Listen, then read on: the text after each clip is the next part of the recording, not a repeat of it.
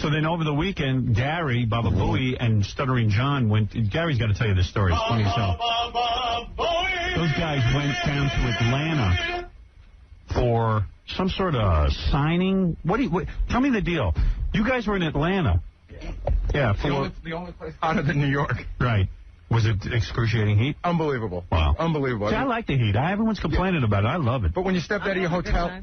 When you stepped out of your hotel, you couldn't even breathe. Really? It's just so heavy, you can't even breathe. I like that. I like the heat. I hate it when it's cold, so I never complain about this kind of weather. This has been a wonderful summer as far as I'm concerned. Yes, brilliant. Beautiful. Yeah. So we go down. It's a sports memorabilia show. You know, every vendor in the world selling. What sport do you play? No, memorabilia, Robin. It's like, everything from, like, autographed Muhammad Ali stuff. You probably buy Babe Ruth underwear if you wanted to. There's a guy that's got, like, Babe Ruth's bag and Ty Cobb, and then there's all these sports people that were signing there. So, like, Roberto Duran was there, Joe Montana, Magic Johnson was there, and then Pamela Lee was there. I'm not sure what sport she plays. But she's memorabilia. Yeah, definitely. Like you. Right. So even Michael Buffer was there. You know, they charge for everybody's autograph. I even looked at the sheet. Like, you had to pay $15 to get Michael Buffer's autograph. Were people paying for your autograph? No, ours was free. We were in a different booth. Good. And Let's get ready to get ready. People would pay for our autograph, and I would feel like an idiot selling. Plus, you guys are in Atlanta. I said, who the hell knows us in Atlanta? We're not on the radio down there. Well, first of all, everybody in Atlanta knows us because of the E! Show. Right. Oh, that's on there. Yeah, E! is on, and it's really popular down there because the radio show isn't on. So, right. I mean, everybody knows us from that. But this is a convention where people came from all over the country. Oh, I see. So a lot of, like, New Yorkers were there. Philly, Detroit, Toronto. From every market that we're in, people were there. So people were there, and they come to buy memorabilia. Right. I'll never understand this, because Gary saw Spike Lee down there. What was he looking for? He was just shopping. You don't know what booths were his favorites? Well, he's into basketball. Yeah, and then Stuttering John heard Spike Lee was there, and he ran after him trying to get an interview with him. But then, like, Spike Lee was with two big, heavy-set white guys who were pushing John and stuff. Oh, dear. It always happens when he's around Spike Lee. Yeah, so he never got that exclusive interview. And John's running around going, why do you hate Howard? And I'm like, oh, man. Yeah, that's the way to get close. Great. John can't think of another question. John bought...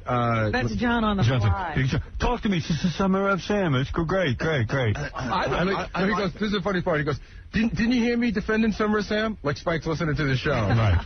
Or like, gee, what a nice thing, and defending it like everyone's attacking it. Sounds like it's in a bad situation. Nobody wants to hear that after their latest failure. But John got, like, Derek Jeter's rookie card, and I bought a baseball glove that Mickey Mantle signed. Really? Yeah. How much did he pay for that? You don't want to know. 500? No, it was like $225. Wow. And what did and Derek Jeter's? John got Derek Jeter's rookie card, and they're graded. How much is that? Well, John got I think it's a grade 10 card. What is that? There's a whole scam now where you take cards and memorabilia, and there's these experts that grade it on a level of 1 to 10. And that's a 10. So John, I think, got a 10. I think it's worth about a couple $100. Where does John get the money to buy memorabilia? He doesn't have a pot to piss in, and he's always borrowing money from Jackie. Well, this was an investment, I'm sure. Oh, I see. I think, you know how John got it? He got it in exchange for taking a picture with the guy that owned the booth. Oh, I see. Yeah, guy said, take a picture of me, I'll give you a Derek Jeter card. Oh, all right. What's that worth, $90. And then didn't you get some rookie card set or some set of cards? No, I was gonna, but I didn't do it. So anyway, these two idiots are going down by plane, of course. Right. And Gary says that John's hemorrhoids are so bad that he sits on a little donut, a rubber donut. Dude, what are you doing, man? What's going on with the hemorrhoids? I don't know if it's a hemorrhoid. It could be an abscess. Because he has absolutely no shame about the thing. He's sitting on a plane in a rubber ring, like a hemorrhoid ring. Little brown. Yeah. Do you want to see it happen in there? No, I don't want to see it. Right. I really don't want to see it. And then, like, even here, he walks through the halls with his hemorrhoid cream. And he walks with his legs spread wide open. Oh, yeah. Like he's got a load in his pants. He tells you. First of all, John and I shared a suite. So John's got his little tube, and he tells you, I'm going to feel better in a little while. Like, I need to know his people are taking it. Yeah, we're gonna talk about that in a second. And is the hemorrhoid cream always, like, dripping out of you? Oh. Well, no, the hemorrhoid cream is really not working. Like I see, you can't even sit right now. I can't even sit, No, he sits on the side. Howard. Because you know what, Howard? I went to the proctologist on Friday. Yeah, let's start. The day starts with John leaving here early and meeting me at the airport 15 minutes before the plane leaves because he had to go to the proctologist. And John immediately informs me of exactly what happened and how the doctor told John he might be the worst patient he ever had. Really? Why? Who is a good patient? No, because you don't probably do what he says. No, John, because John was because yelling he promised me he during wouldn't do a certain thing, and he did. John was yelling during the exam. I just can't say on the air, but He examined you with his finger? Yes. So He has to. I know. He's attracted. He said he wouldn't. He said, "Don't worry, I'm not going to do that." So it was like, you know. So what's the big deal? I just had to have that done. Okay, well, it was painful. That's all. But I got to tell you, John had the proctologist appointment, but he limps into my office and says, do you know the name of a good proctologist? Because I figured Robin... And I said, no. Why would she have? And then I said, well, maybe let me think if there's somebody you can call. And then he says, oh, no, I have an appointment already. Because he just wants me to know he's sick. No, I want you involved. No, you know, if she knew somebody... Right. If she knew somebody, I would have went up. If she had a good, I think it's a recommendation, but I didn't. I got my. No, so you got an appointment. I think there's a whole other thing going on. I think John just walks around until he finds somebody that can give him a deal. Like if Robin knows somebody give him a half-price deal. You can go to Robin's veterinarian, the one who just had to put that woman to sleep. I asked her. I wanted a recommendation. Dr. Syncope or whatever his name is. Zancope. Because I just got it out of our CBS. First of all, you drink so much. You don't take care of yourself. Of course, I know why you have hemorrhoids. You drink too much. You probably don't practice good hygiene back there. I do practice good hygiene. John says not true to all of those. The doctor told him. He doesn't drink too much? No, that he might push too hard. Well, that is absolutely true. You know what I do? I'm going to take it because I had a problem back there. Remember when I had a fissure, anal fissure? I got rid of all that. I never have a problem. And you know why I had a problem? If you don't have to go, I mean, if it's not like your legs are crossed and you just have to find a toilet, you don't really have to go. Don't sit down on a toilet. If you feel like you have to go a little bit, don't go till it's absolutely necessary. You guys are on there pushing like you're giving birth. Well, you know what it is, Howard? When you like you want to go before you take a shower. Because after the shower... No. John, stop with the showering. Just tell me what happened. And what you're trying to do is force yourself to move your bowels before a shower, and you're pushing so hard, now you have a big problem back there. Yeah. Does that make any sense? Better now? You're going to force yourself to go to the bathroom? No, I have to go, but my problem is I stay on too long. I keep. So why wouldn't you, if you're in all this pain, why wouldn't you get off? I wasn't in all this pain. No, the pain. In other words, prior to the pain. This was before and after. So now are you still staying on too long? No. Now I can how long would you stay on there? 10, 15 minutes? I would stay on for 10 minutes. Oh. Why? To read? No, and make sure everything's, I don't want to say it. Everything's done. Yes. Then you didn't really have to go to the bathroom. I'm telling you, when I go to the bathroom. No, I had to go, but I stayed on and had to go more. You know what I mean? Like I should John, you're pushing things out of yourself. Yeah. It should be one quick move. You shouldn't spend more than 30 seconds on the ball. That's true. Honest to God. I don't understand how people take reading into the bathroom.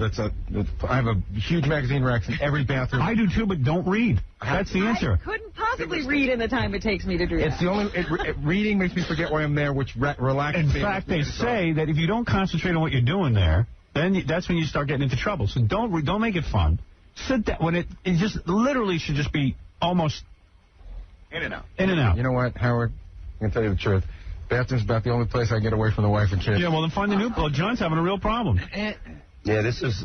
I don't know, but Mondays, your teeth look so big on Monday. I mean, even Jackie said to me when he started telling me about this memorabilia plate, you can't keep your eyes off his teeth and lips. You really can't. You really should do it in short bursts. No, I got a haircut, so my hair's shorter. Oh, yeah, more of your face is showing. That's what... haircuts always accentuate the teeth. They do. But they have to be done. You should grow your hair longer. I have to have a haircut. Instead of thinking you have less hair, we're thinking you got more teeth. Yeah. I know. When'd you grow your hair in your face? Because he got about 3 sentences into the story of him and John in Atlanta, and all of a sudden you're hypnotized. I know. So you really are. Your mouth and teeth are unbelievably hypnotic. And then he makes one mistake, stumbles over a word, and then the tongue starts going. And you don't think I should grow a mustache back, right? That's a mistake. No, because that encircles the big area. It's like putting a line under it. It's like putting underlining on a word. Yes. It's like accentuating. Full type. Yeah, I don't think you should grow the mustache. I like you better with that. What do you do to... I don't know. What do you do to fix the problem? I don't know. Maybe when you grow your hair longer, you have less face. Because you're all face now. You know what I mean? Can you just chisel the bottom about a half inch? Just stop stuttering? It's not that easy. No, but hold on. But they are caps, so there's only little bits of teeth left, right? So you can't... Now, you know what they are? His teeth are misaligned so that they have to be big. In other words, it all pushes out. They never adjusted his bite. Very good. Yeah. Right. And this is as good as they can adjust it with caps. Right. So imagine what it was like before. Right. You knew me with my first set of caps. You should have seen me when I was younger. In a way, it's good you got big lips, because at least it kind of obscures those big teeth. Yeah, but then when you smile, you see a lot of gums. The other theory is that they're big because of the teeth. Yeah, they got big because of the overlap of teeth. Long way to travel. It's swollen. Listen to him.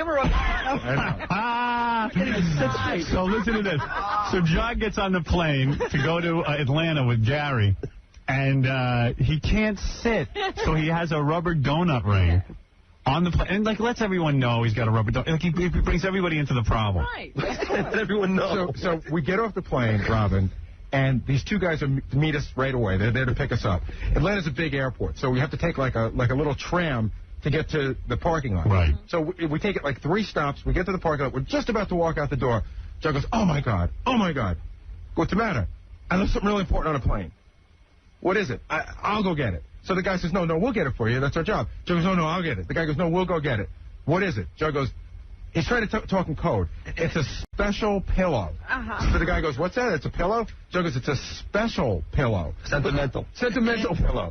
So the guy says, what seat were you sitting on? So Joe goes, I'm in 25A. Guy goes all the way back, takes the tram all the way back. Runs back. There's people waiting to get on the plane now because, plane got in, now it's going out again. In fact, it was just a stopover. So everyone that's on the plane is standing there. Goes to the stewardess, explains that he's got a client. This very important sentimental pillow. Could you please go and get it? He didn't even say it was a client. He just says, I left my pillow. Stewardess comes walking out with the donut, waving it in front of everybody. Right. Now the security guy is dying of embarrassment. Everyone's laughing. So the first thing he does is he deflates it. He takes it and pulls all the air out of it. So when he gets back to us, it's a big blue pillow. So now John and I can't have dinner. We're on like a tight schedule. So now John and I can't have dinner because we spent 20 minutes waiting for the pillow. Do you really feel good when you're sitting on the pillow? Not anymore. I did. Right. Look how he's sitting now. Looks like a girl just got raped. He's got his legs crossed. John and I are sitting there signing autographs, and John's sitting on a pillow, and then he asks, John doesn't plan anything. Right. So he's got the pillow, but he's embarrassed that he's on the pillow. So he asks the people that we're working with, do they have a T-shirt? Because he wants to put the T-shirt over the pillow so it's not obvious what he's sitting on. Oh. Who cares what he's sitting on? And no one's even paying attention. Really, this is all calling attention to himself, Right. and what a struggle he's in. So when the security guy got back to anus. When the security guy got back to where we were, he didn't have anything in his hand. So now John's freaking out. He goes, where is it? So the guy had folded it, put it in his back pocket. Did you ever swim in that bay? I bet you it makes you feel better because it's salt water. No, Get salt water on your ass. No, I know. You should be in there every day, soaking your ass in salt water. Troy Jackie has no problem. Yeah. Well, he's got problems, but not back there anyway. But the whole weekend was about John's ass because. Anyway, let's continue the story. But I got to take a break. Because it's not all about my ass. Yeah, right. It's funny stuff. stuff. Somebody else had a similar problem. All right, we'll be back right after. Yeah, we'll be back right after these words. Come on. You're listening to a man who is so small, he looks like he has 2 navels when he's naked. Howard. Miss America himself. Howard Stern. The Howard Stern Show. I have to try to stop you. Hell no! The Howard Stern Show. Yeah. Keep it real up in the field. Coming in later this morning is a guy who swears he's going to be a big star. He wrote us a letter and... How is he going to get to be a star? I don't know. He says he's got incredible charisma, and he wrote Jackie a letter saying he's going to be a huge star. And charisma alone. Kendra Jade's going to stop by. She's the chick who was going out with that 70-year-old guy. She's going down to the bunny ranch. She's going to start banging guys for money. She's going to become a whore. She's doing this as a promotion. Some of the girls go there. Well, Ganji had sex with her, so. Yes. Mike, hi, you're on the air. Hey. Is this Howard Stern? Yeah, go ahead, you're on the air. I want to say that you had a great show on Saturday, and I had nightmares of Beetlejuice. Hey, did everybody see that Saturday night's TV show with Beetlejuice? Was pretty wild. Yeah, it was. Did you see that guy's head? It's like the size of a grape. I got really scared that night. Beetlejuice. Robin will come over and sleep with you. Thank you, sir. Eileen, you're on the air. Hi, Howard. How are you? Okay. I wanted to call because I caught sight of Scott the Engineer the other night on one of the E-shows. Yes. Yeah. I think his new look really looks terrific. What? New look. Hey, now. Scott has a new look. He's shaving his head. Yeah. Yeah, he looks really... Yeah, look at him smiling. Yeah, look at this look. I am hot. I mean, who even looks at Scott? Well, you know, I didn't even know who it was at first because he looks totally different now. But with the beard and the shaved head, he really looks like Sean Connery. Oh, man. You know, pussy. I've been told that by other hot women. Really? And he has lost some weight. Yes. Now, it's a good look, Scott, and you've got to keep it. It really looks terrific. Thank you. I don't know. I think his beard is so gray, it's hideous. No. That's a very, very good look for him. Okay. Well, there you go. Eileen is responding. Grow a larger beard. I have to say, I have to say that for Scott, with the piece of clay that we're working with, that we're holding, this is pretty good. This is about the best it gets. It's about as good as it gets. Well, good for you, Scott. I'm glad that some women are responding to you. Thank you. I'm as close to as 10 as I'll ever get. Eileen, what do you look like, just for the record? You really don't want to know. Oh, bad, huh? No, not bad. I'm 45, so I'm up there. I see. All right, no wonder you like Scott. Probably looks like Scott. Looks like Sean Connery. Oh, yeah. That's too much. Look at him all sitting up now. Now he's all impressed with himself. David, hi, you're on. Oh, hi. Hi, Howard? Yeah. And first I want to say how great Saturday Night Show was. Thank you. Howard, I've heard you've been talking about your Fart Man movie, and Fred was so great in Private Parts, I was wondering if we're going to see Fred, Jackie, and Robin in the Fart Man movie. Yes, of course. You're going to be, Robin's going to be Fart Girl. Artie's been preparing. We'd just get blown away. We'd just be blown up. Right. Yeah, they're sitting and doing a show, and then they get blown up. Oh, no. Yeah, this is going to be a very busy August for me. I got to, You got meetings in L.A. Meetings, huh? I got stuff to do in L.A. That means I'm really important. So I have stuff to do in L.A. You're almost bi-coastal. Yes, I am. Yes, I am. You know, you're going out quite often. Yep. I have to go out. I'm executive producing 2 shows. And your presence is needed. One is called, 2. You didn't know that? I know about the one. No, Son of the Beach. Right. Which will be airing on FX. Starting in the fall, right? Starting in the fall. I think, we might even be starting to shoot in the fall. We just finished spring, then? We just finished 3 of the 6 scripts. And they're very funny. I think fans who listen to this show will love this television show. It is just incredibly funny. And then we have a cartoon that we're doing in association with Tracy Torme and Film Roman, which is an animated series called Doomsday. You know what? You better keep saying this, because if Baba Booey doesn't know and he listens to the show. Howard, I listen to the show. I have no idea what the second project I know. What's the first project? No. What, Son of the Beach? Yeah. Oh, Son of the Beach. It's the first I'm hearing of it. You're kidding. No. Well, when are you going to start listening to the show? You're so busy listening to news radio. You're not on when that. You can tell me what every other show. Yeah. I've never heard about this yet. Son of the Beach. Andy and Opie did. Yeah, right. Yeah, that you can do. Son of the Beach is Son of the Beach is a half-hour sitcom that actually is it's sort of like Get Smart on the Beach. Believe it or not, it's like a Get Smart meets Baywatch, and it's very, very funny. Just that alone. Yeah, it's very, very good. And you're the EP, you're the executive producer. Yeah. And will you be doing any acting in that? I don't know. There is one of the scripts I want to play. The villain. Yeah. I want to play the villain because it's such a funny villain, great. and I'm begging because I don't want to just throw them. They're saying they want me to do it. What are you begging? I'm begging. I don't want to be. First of all, it's with Tim Stack, and he's one of the writers and is going to star in it. And then there's 2 other writers in it. And I don't want to just force myself into it. But they said it would be great if I played this. Yeah, you're the executive producer. Right. Well, still. You don't want to just throw yourself in. You still want to be auditioning. You want to make it good. Integrity. Right. You just don't want to take it. You don't want to look like Quentin Tarantino. That's right. Right. Bad. Right. Yeah. I don't want to just do stuff. He's a great writer, but he's a really bad actor. I'm not stupid. I don't want to wreck my own show. And the cartoon is really very funny, too. It's a comedy. And there's something, weren't you thinking of doing something in that? I do the voice of a dog, a mutant dog. Yeah. Okay. I've already cut that. And then what's the other thing that you keep talking about? You're just very vague about it, but you say you're working on something that's going to revolutionize the Internet? Yes. Well, he doesn't want to talk about that. I don't want to talk about that yet, but I'm in the middle of talking with several companies that are going to help realize my dream. Hey, why don't you talk about what you don't want to talk about? He mentioned it a couple of times. And then I'm working on one other project. I'm working on something. Robin and I have always been working on something for a while, too, so... Well, I got a bunch of things going on. The Howard Stern Production Company has, and you'll start to see the fruits of my labor in probably. Logo, Howard? Nah, I don't care about logos. Why don't we use your donut? Oh, so why don't we use your hemorrhoid donut? That's a good idea, Robin. If you don't mind, I'd like to take that idea. John's love hemorrhoid donut. But No, there's a bunch of things in the works that are very exciting, but they all take a lot of time because I actually put care into them. But Son of the Beach is funny as hell. I was just on the phone with the executives at FX over the last week. I called this guy Jeremiah, and he goes, man, am I glad we got into business with you. This is a great script. I go, I know. It's a hot show. That's excellent. And what's good about that is that this show will put them on the map. I'd rather do that than get lost in some network lineup. But I think it's going to be fun. Everything's a pain in the ass. I know. All right, get back to the story in Atlanta. Right. So John and I share a suite, and every time John has to put his cream on, the whole world knows. He's walking around with the two. Well, what is it? So you get okay. By the way, if you're just tuning in, Stuttering John and Gary went to this signing thing in Atlanta where it's like a memorabilia show in sports.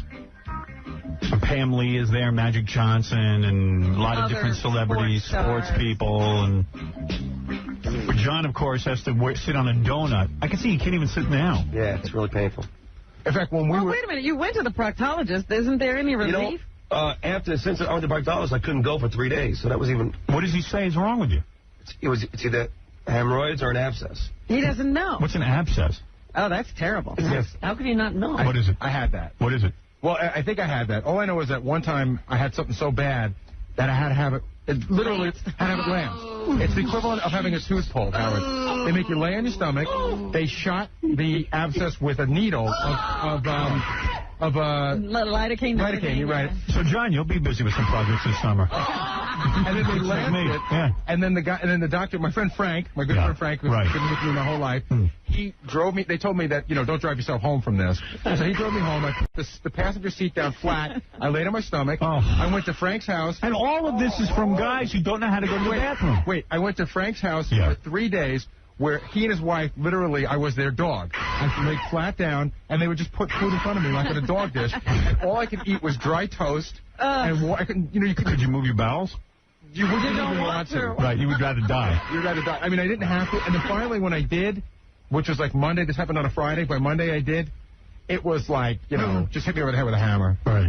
So awful. Having a child. Way worse than having a child. John, I'm telling you, dude, learn how to go to the bathroom. It's time. Listen to me. Stop with the drinking every minute, because when you drink, you get, the Hershey squirts, right? And you're drinking all the time, and you're busy back there. Only sit down on that toilet when you absolutely have to go. And then, quickly, a quick wipe. Boom, boom, boom. 2 times, 3 times, and off. I'm telling you, man, you're going to wreck yourself back there. People don't understand. I'm not disagreeing. They push. They're sitting on the bowl. They're making sure everything is evacuated. Forget it. Leave. I know it happened. You know what? Get off the bowl. It happened, right? I was going to a wedding. I had to get into a tux. So I just, I wanted to just get everything done so I didn't have to, But you're worrying too much. Oh, that's ridiculous. So what if you went to the bathroom during the wedding? Big deal. You're sitting and worrying about your whole day. Oh, I better move my bowels now so I can take a shower. What's funny? I don't want to go later. Well, you also would like to be, after you take a shower. I don't care anymore. I'll take another shower.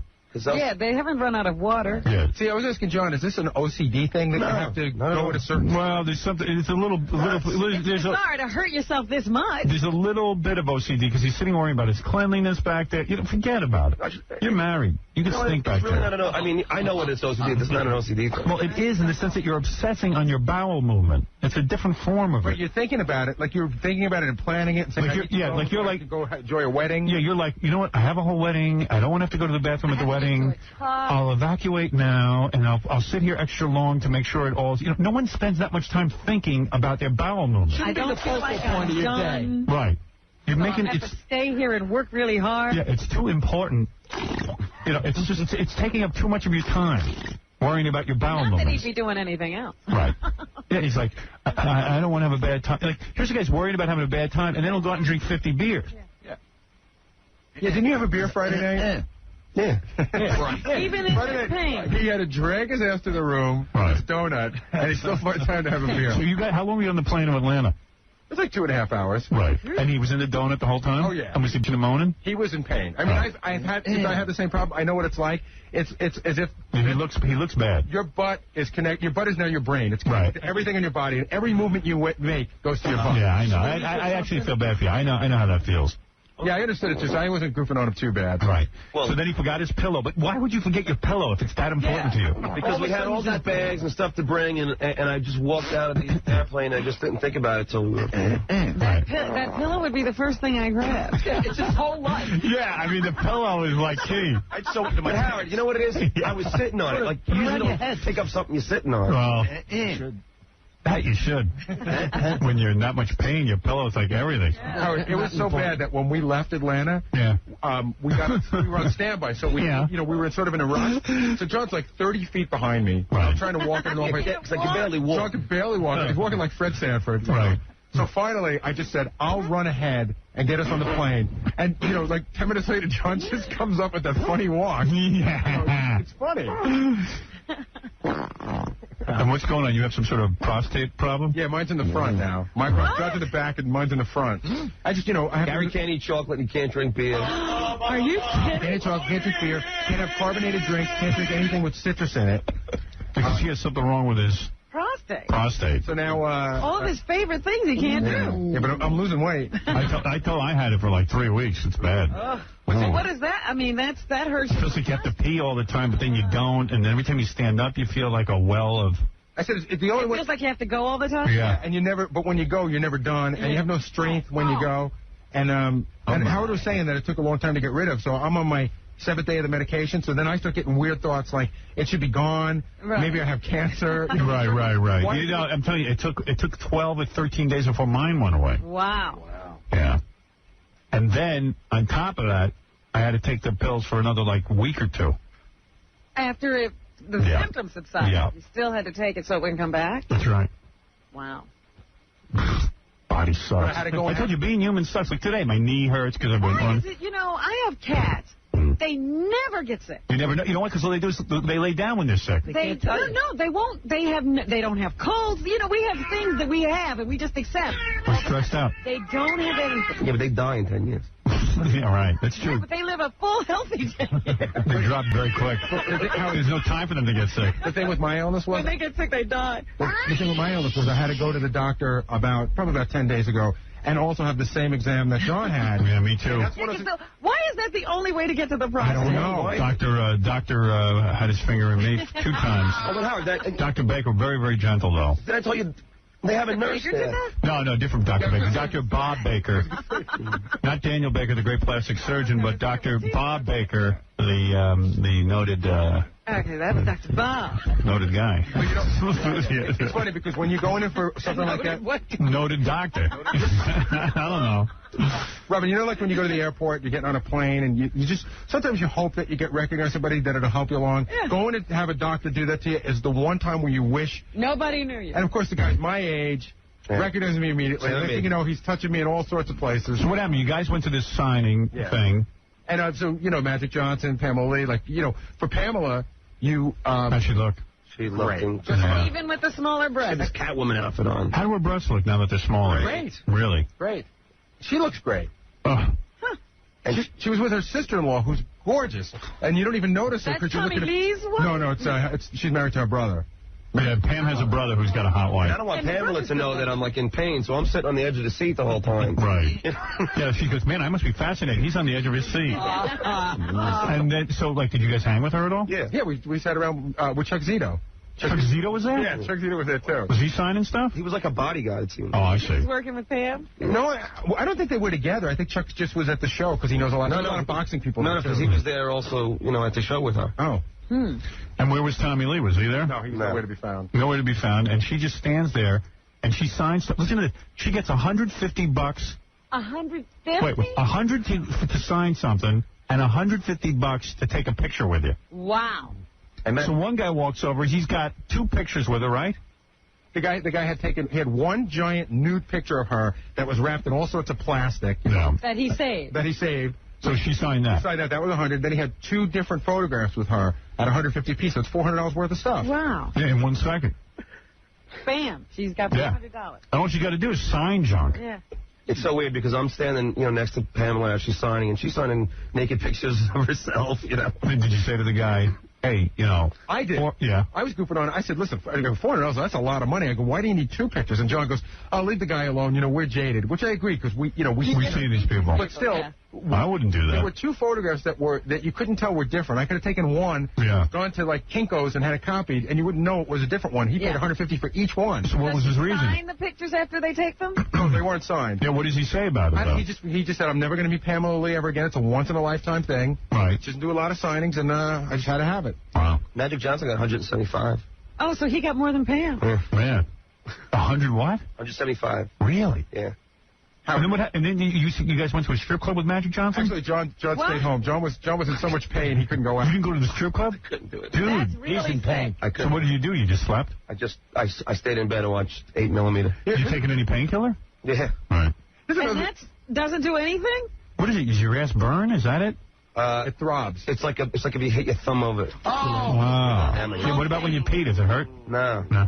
Well, at least you don't have that. I'm telling you, it's related to like your heartbeat. It throbs. Yeah, because if it's a hemorrhoid, it's like a vessel. Right. I remember that pulse is going through. If you sneeze or cough or something, right? Dude, how long has this been going on? Any pressure. It started on Tuesday. Like last Tuesday. Wow. You know what I did? I almost killed myself when I had this problem. I thought that sitting in a tub of hot water. Oh, that's bad because it makes the blood rush. Yeah. So I called the doctor. The doctor goes, "You crazy?" So then I had to need ice. You need cold water. You need to ice your ass. I didn't know it hurt so much. I think you always put hot water. Are you icing your ass, John? No, you come into ice on your ass. Put some ice cubes in there. Let me give you an exam. Bend over. I'll help you out. You know what was really hard? When they gave me the exam, they had a nurse there who had to observe the whole thing. Because what if the doctor tried to rape you? Yeah, but it's so embarrassing. Did your doctor recognize? I never heard of a nurse being in there when they do it. That's usually with women. Female patients. Yeah. Maybe he thought you were a girl. With that hair. Yeah. That sexy hair of yours. But the doctor recognized. Yeah, he recognized. He said, hey, man. Yeah. Yes, he probably said, hey, man, let me bring my nurse in. She's a big fan. Big fan. No, I've never had a nurse in there. It's really embarrassing. Well, maybe I have with different doctors, but who knows? Who knows? You just don't want to remember anything. And you feel real fat when you're laying on that table and your ass, and it's gross. Yeah, it's got to be good. And who would choose that occupation? Oh, listen. Look, everybody's got to make a living. Yeah, look how Scott the engineer makes a living. Unbelievable. But I'm saying, if you were going to be a doctor, I don't know. What's your hemorrhoid story? Here's Scott the engineer, everybody. Last year, I had a trip planned to Disney World. Yeah. So, like 3 days before we were going, I get this huge roid. I mean, it felt like I had a bowling ball back there. Wow. It was huge. Wow. So are you another guy who sits there and pushes? It's like the second time in my life I've ever had hemorrhoids. Never good. So, I'm putting, ointments on for 3 days, and, Look at John listening to every word, hoping there's a clue. Yeah. You're right. Just hoping there's an answer. Well, Howard, listen, it's gotta be, you know what? I think it's in my family, though, because my mom had it, my brother. No, you're way busy back there. You're busy pushing and shoving, and there should never be anything wrong. I mean, can you imagine what a strain he must have been under to create this? Oh, please, he popped a vessel in his ass. Yeah, go ahead. So for 3 days I'm putting ointments on, and it's killing me. I mean, I can't walk, I can't sit. Right. And it's not going away. Right. You gotta go to Disney And I got to go to Disney World. So the night before, I had a 7 a.m. flight. Right. The night before, like 4 in the afternoon, I'm in the house, I'm, taking care of stuff, and my underwear feels wet. Uh-oh. What the hell's going on? Soaked in blood. That happened to you, John? Well, yeah, I mean, You get surprised. They burst. Yeah. Oh. They burst. And I'm like, oh, my God, what do I do? Does it feel better, at least? I called my doctor. He said, come right over. Right. So I go to the doctor. I pull my pants down. He goes, oh, my God, what happened? And I'm like, what do you mean, what happened? You need a tampon. I said, listen, I gotta go to Disney World tomorrow. He says, I wouldn't recommend walking around at all. Wow. You should stay in bed. I said, well, I'm not canceling my trip. The night before, what do I do? I'd cancel. All right. Well, probably your wife wouldn't let He you. says, all right, you gotta take He's a walk. got one of those specials. If you cancel, you lose at Richmond. Right, yeah. He says, well, all right, here's what you gotta do. You gotta take a lukewarm bath every 2 hours. Right. He gave me suppositories. Nice. Gave me an ointment. Good. Okay. And he said, you gotta put some kind of, feminine pad back there so you don't bleed all over the place. I go to the drugstore. I hand the pharmacist the prescription. Right. And he looks at me and goes, You're Scott, right? Yeah. It always happens. It never. Yeah, right. So then I'm looking in like the feminine hygiene department for some kind of pad. Right. So I buy like 3 different pads, right? He doesn't know which one. Right. I have no idea what's going to Did work. he start giggling? Yeah, the guy was like, I had them at pads and it's like, you know. He's like, give me a late day maxi pad. Make it have a good time. Sanitary shirt. Do you have a heavy flow?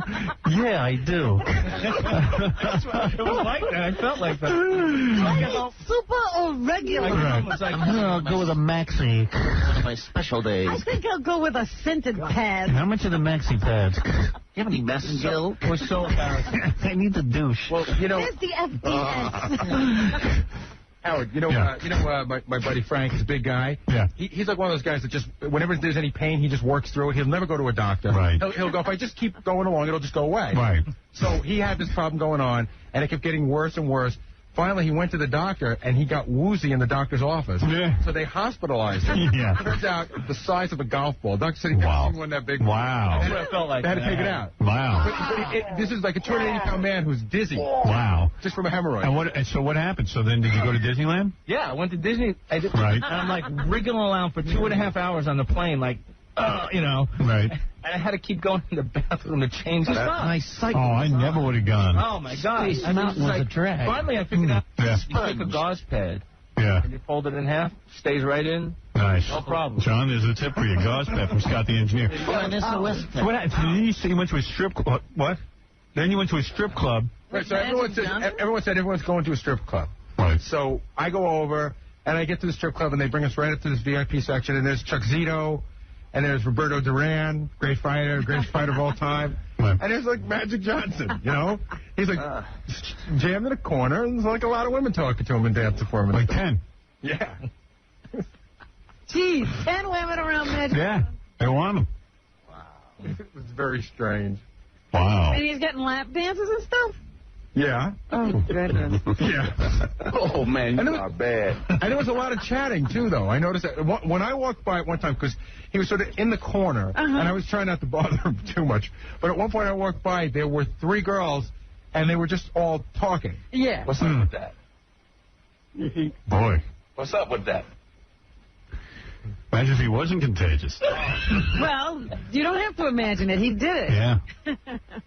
Because I've had guys say to me, there's no way he got AIDS from heterosexual sex. I go, sure there is. No, I'm convinced now, because this is the second time I've been to Atlanta. Yeah. It's the second time I've seen him in this club. Yeah, I mean, guys can get it from heterosexual. Why is everyone so surprised? It's possible. I don't know why. It is on the rare side. Is it? Yeah, It's not Hold on. that Suppose they rare. have Wait, in Africa, everybody gets it. It's not that rare. It's more likely that a man will transmit it to a woman. woman in heterosexual sex, but it can happen. A woman giving it to a man is the rarest way to get it, so I think that's why people are sort of surprised. Yeah, I guess he got it. He just didn't wear rubbers.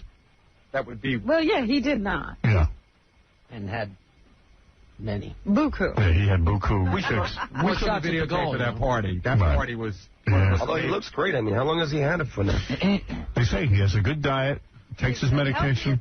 He really, I mean, he's strong as an ox. I know I have a lot more problems than he does. He's going to outlive John for sure. Right. There's no doubt. You're walking around with a tube, not Magic Johnson. I want to be his hemorrhoid. I don't have no donut. Donuts. So, what else happened there? Anything? I tried interviewing Magic, and he didn't want to talk to you. I No, and he didn't want to talk to you. I know, but he kept saying, because one of the questions was, why do you avoid Howard? Right. Why don't you do the show? Right. What do you say? I'm busy. I got to, I'm busy. I'm busy. He wouldn't even answer the question. Wouldn't even answer, and finally just pushes down the mic. The other weird thing was John is convinced that Joe Montana was avoiding him. Because every time we were in this room, and every time John went anywhere near Joe Montana, he walked to the other side of the room. Oh, really? Because they all told him, All right. Did anybody do an interview with you? No, everybody avoided me. Right. Yeah, no. Pam Anderson did an interview with him. But, Oh, yeah. Yeah, she likes it. And a IndyCar driver. Great. So that was your weekend, huh? And when'd you come back? We got back at like 10 o'clock on... We were on the plane for 6.5 hours. You got back, what, 10 o'clock, what, Saturday? Yeah. Saturday night? There were storms in New York and storms in Atlanta, and we just couldn't get out. Yeah. Well, Gary slept for a while. Oh, yeah, he sleeps through anything. Gary always sleeps on the plane. You know what? I love to sleep with my mouth open, both. You know what? I got to tell you, I just got one of those portable DVD players. Yeah. Please, instead of watching the bad movies, now I just slept and I woke up when I wanted to and I watched the movie I wanted to watch. Wow. On the way down, John and I were like a gay couple. We got a little splitter, and we were watching a movie together. And John was wriggling around on his tube. Right. was wriggling around his tube while we're watching the Sam Kinison biography. Oh, is that right? Nice. Why did we laugh? Wow. How was your weekend? Mine? It was pain-free. Pain-free, yeah. Until today when my knee hurts from running too much. I guess I overdid it. Emily, you're on the air. Hello? Yeah, go ahead. You're on. Hi. Hi. All right. Thank you for the call. Yeah, I mean, forget it. People don't know how to get on. People don't know how to get on the air. Rod, you're on the air. Hey, Howard, how you doing? All right. Robin, I love your show, man. Been listening for years. Oh, all right. John, listen, I got the perfect solution for you. You got to get him cut off, man. I had him for 5 years. Hemorrhoids. Yes, the Roy. I had him for 5 years. The only way out of it is going to the hospital, going to the doctor, getting analyzed, and getting him cut off.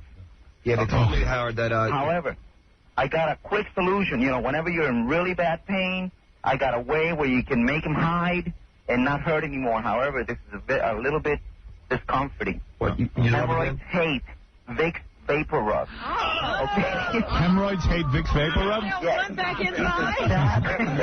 Just dab a little bit on your finger. Oh, my. You going to try it, John? They said that if it's still aggravated today, that they're going to have to... operate? Yeah, they have to...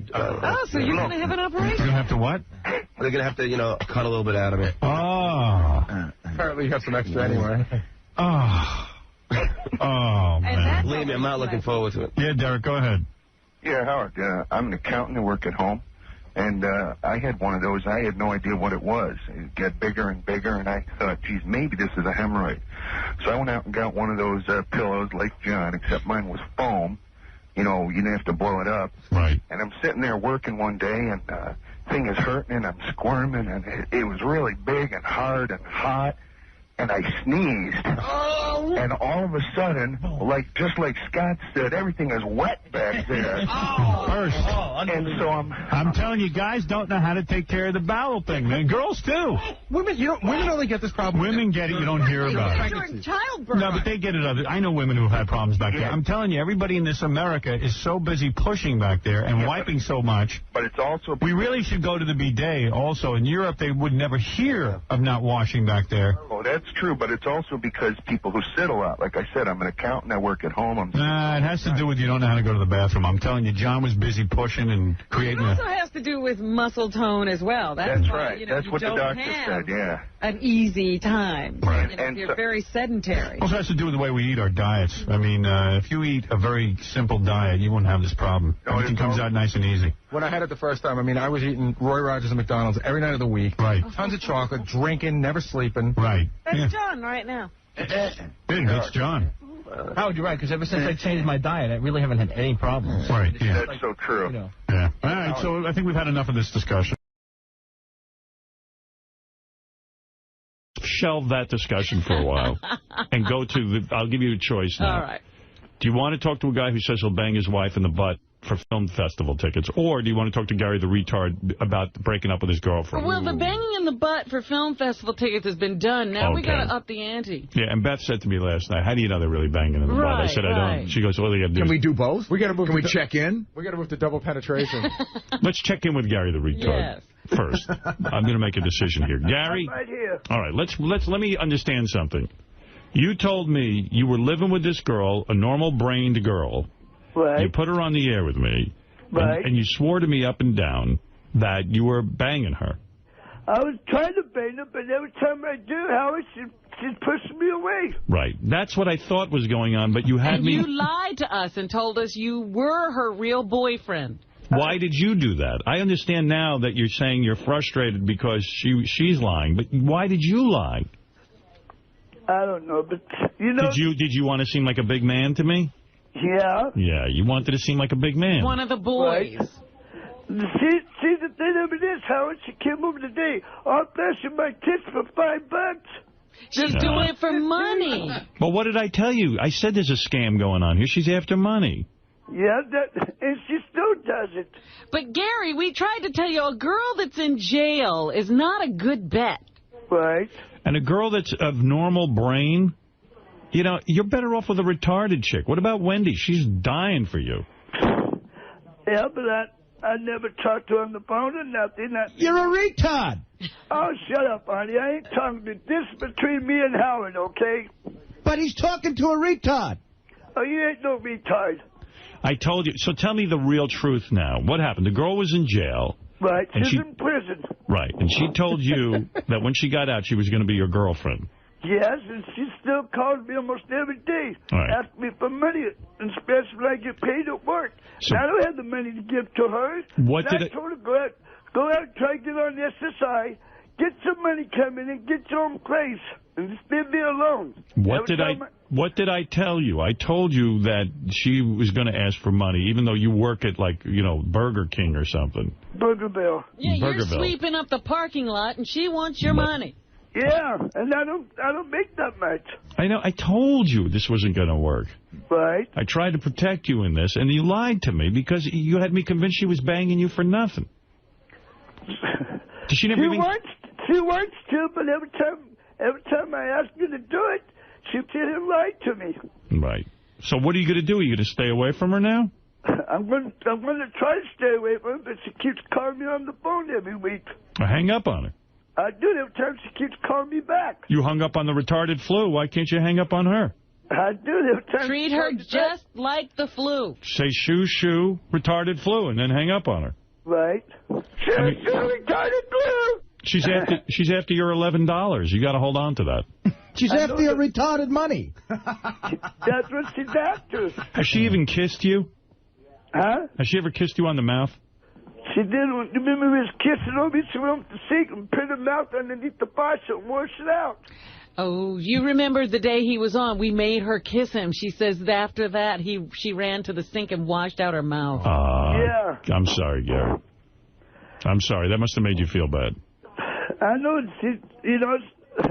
because everybody, I would like to be in a Baptist so you can get her shit straightened out, but she's on probation. She can't leave town. You just forget her, Gary. Why do you care about her? I do care about her, but she just can't get her life together. She's a lowlife. She's ripping you off. She does the same thing to me all the time. She pisses me off. I want to go out with you. Next time she calls, why don't you both call in and I'll find out. Maybe she's got a side of the story we don't know about. You think there's another? I don't know. See, I don't work on Wednesdays. Let me have her come over here so you can talk to her. Yeah. Would you let her do Dancing with the Stars? Huh? Would you let your girlfriend do Dancing with the Stars? Yeah. You would, okay. And would you let her have a massage by a man? Anything, just anything to get away from me. Anything. See, the fact that she washed her mouth out after she kissed you, though, makes me think like she's normal. Hey, are you going deaf now? I think it's harder for you to hear. No, my ear, I gotta go have my ears tested. My ears are getting really, really bad. Yeah. Really? I notice when I talk to him sometimes you can't hear. Yeah. Right. Yeah. Well, what about Wendy? Wendy misses you. Yeah, Wendy's getting drunk at her house and she's playing with herself and she's nude. There's a hot chick right now shoving a tomato in her ass. Eating. Bobby does anything. Yeah, she put a tomato in her ass and ate it. She's eating cheese-encrusted pizza. Yeah, she's 230 pounds. Are you attracted to Wendy at all? No, not very much. I'm clear in Oregon. She's live back there, so I would like to meet up with Miss Howard Stern. No. Miss Howard Stern is your type, huh? I think Miss Howard Stern will be washing her mouth out, too, after you kiss her. Oh, she won't? Yeah. Right now, the only girl who loves you is trying so hard to shit, her face is turning red. Right. All right, Gary, call me. Can I ask you a question, Howard? Sure. When are you going to have me back there again? Are you coming to the film festival? No one ever told me shit. Oh, he's got to come, because I'm from the stage. Boy, ever since Satellite, he's cursing up a storm. I know. Hey, I'm on Satellite. Yeah. I've been listening to you on the radio all the time, Howard.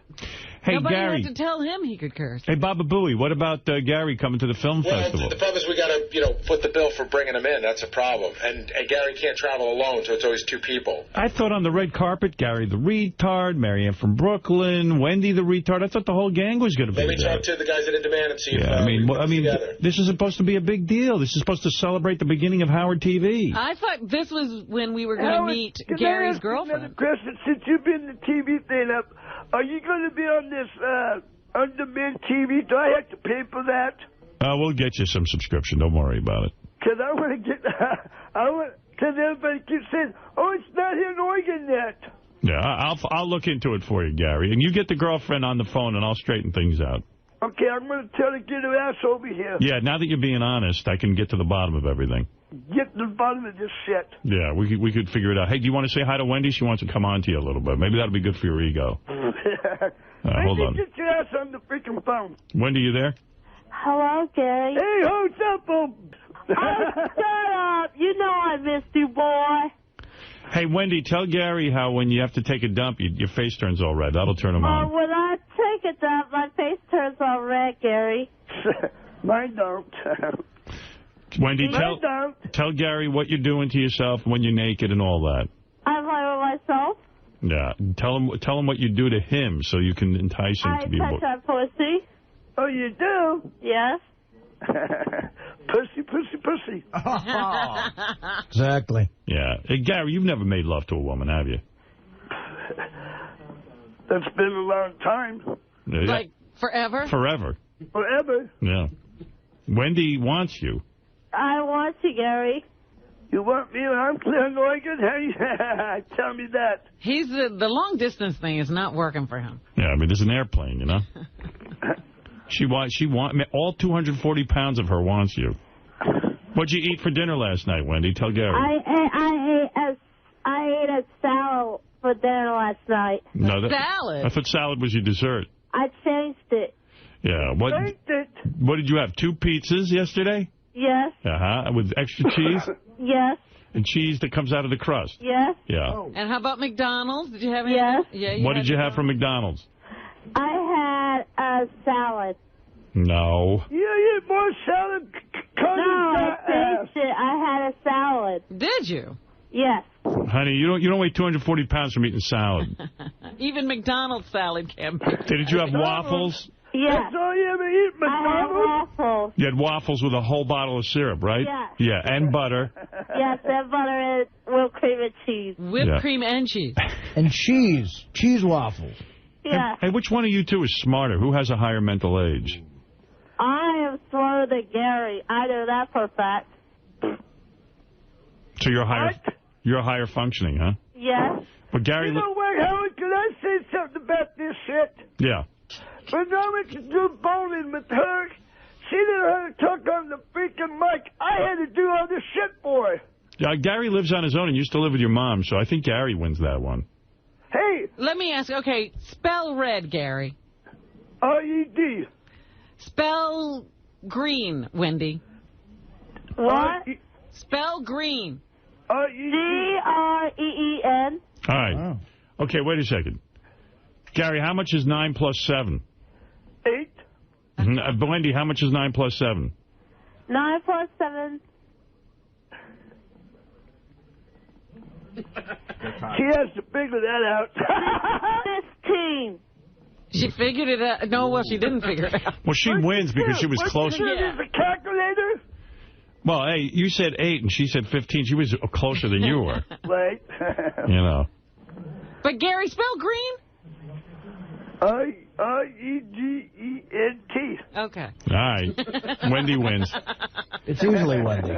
Anybody know who's the president? George W. Bush. See. Who's the vice president? Bush can go to hell. Hey, Gary, who's the vice president? President Bush. All right. Wendy, who's the vice president? The vice president is, Cheney. Yeah, wow, she's smarter. She's smarter. Yeah, you're smarter. Sorry, Gary. Wendy's smarter. Can I say something to you? Yeah. Now, I want you to be honest with me. If I had this protocol in the Howard Stern this coming Wednesday, I do not want you to get mad. Why would I get mad, Gary? I have I have too many things on my mind right now because I have my brother. Shut up and shut the hell up. My girlfriend. Shut up and shut up. Don't sit there argue with me. You shut up, biatch. Don't sit there argue with me. Hey, retard. Keep that big ass of yours, boy. Hey, my ass is more skinny than yours. Oh, yeah, right. You're just jealous because my ass is hotter. Yeah, right. See, the reason why I'm saying it, did you hear this girl when this girl came over to my house? Did you hear it on the radio? I did. He had. All right, listen, Gary, get the girl over there, and we'll find out what she's up to. And you two carry this on without us. Wednesday. And Wendy and Gary exchange numbers later and call each other and fall in love. Gary's ass is hotter. I don't have his number. I lost his number again. All right. I'm thinking of starting a retarded radio channel, too, Channel 102. And you two are going to be the program Look, directors. I'm telling you, that's a TV show. The Yeah. two of them living together. So many times she lost it. All right. I'll talk to you guys later. Goodbye. All right, bye. Bye. I'd watch them all day. Yeah, me too. I could listen to them argue all day. We got to set up an apartment and put them in it. Yeah, they're good. All right, I'm going to play something for you when I get back. I got to do a little commercial break, but Sal made a phony phone call to Jessica Hahn, but they ended up having phone sex. Really? Yeah. So it turned into something completely different. Yeah. I'll play that for you. Mitch Fatal is going to come in. We speak your name. Can I shove my finger in your ass? Massaging my breath. Gary the retard. We speak your name. Gary? What is that, Gary? I said, good morning. Good morning. We speak your name. You always speak my name every time I call. We speak your name. My name has been spoken all over Albany. We speak your name. Clearly a legend. We're youngins. Yeah. That's right. Howard's getting too old for all this stuff. We speak your name. Gary, what can I do for you this morning? Jennifer. Uh-oh, lady problems. You know what? Ever since he got a girlfriend. Well, it's not his girlfriend anymore. I thought you kicked her out of the house. I did, but she keeps calling me every day on the phone. I want some money. Hey, can I tell you something? I warned you about this. I called you, and I said to you, I don't believe she's giving you sex. She has not given me no sex. And you lied to us. You lied to us for her. Well, I should really not even talk to you. You lied to me. We speak your name. I don't understand why you even lied to me. Remember when I asked you if you were having sex and you said yes? Yeah, but the thing of it is, she keeps calling me on the phone, and I don't answer the phone. Then she comes over here. But why did you lie to me? We told you she only wanted your money. Yeah, that's what she wants. She took my money. She took all my money this week. Took all my money for my food money and my laundry money. She took all of that too. How did she speak your name? How does she get your money? She comes over and I come home and give it to her. I told her, don't even call and ask me for any more money.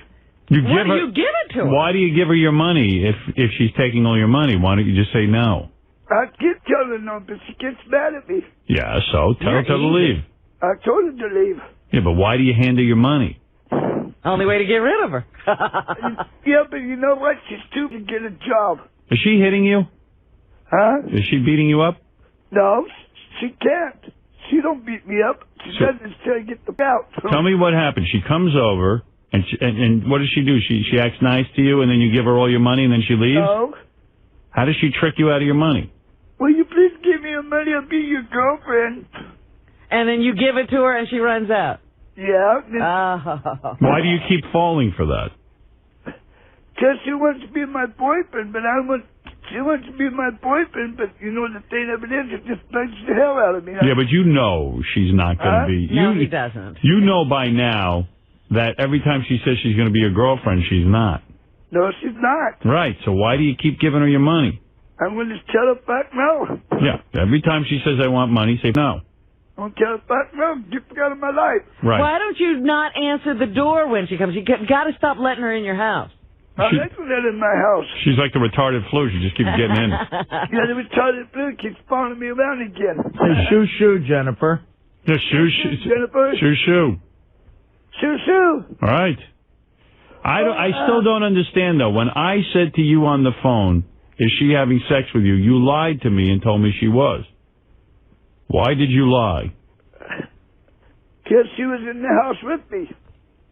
No, she wasn't. Not all the time. When she was locked up, you told her she was your girlfriend and that she loved you. All right, let's practice. I'm going to be your girlfriend, okay? Right.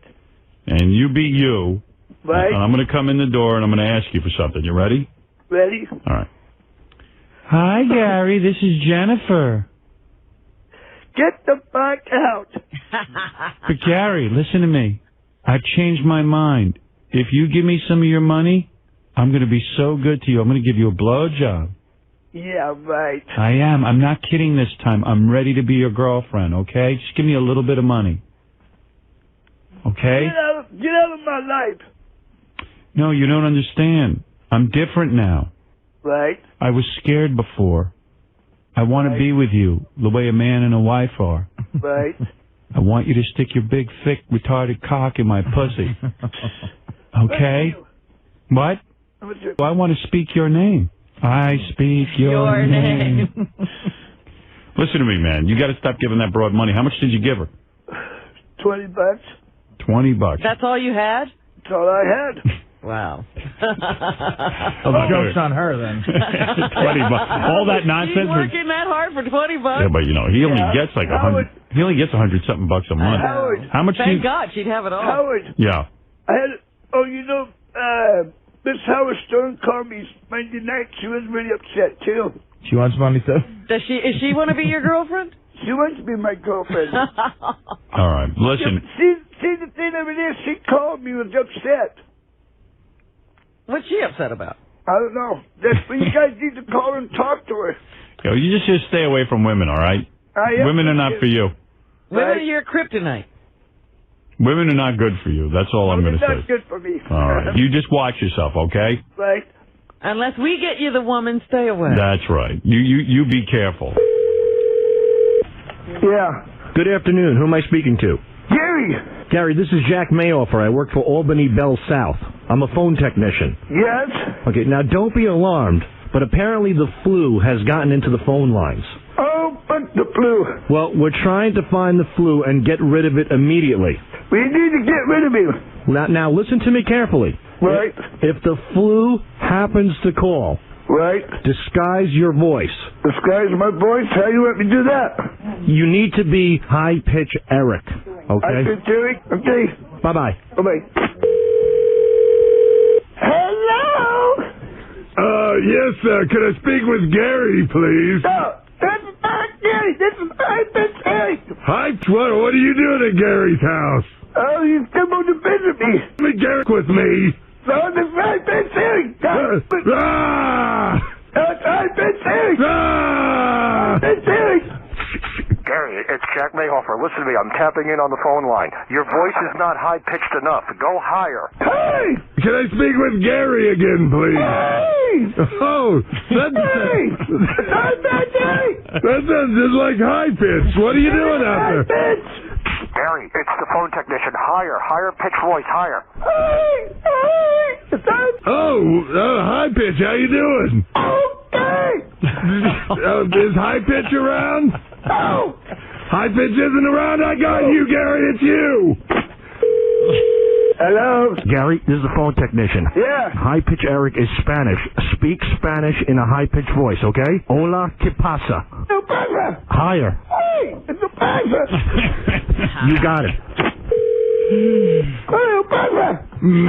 Es Gary Tute in El Hauso? Hello, no pasa. Oh, I'm doing pretty good. ¿Tú quieres Georgia? Georgia, no pasa. It's El Fluo. Hello. K-Ra! Gary, say shusha, ritato flusa. Oh, no! He figured it out! No!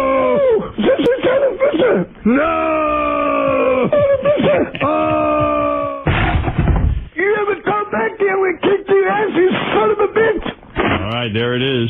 More Shoo Shoo Retarded Flu, the sequel.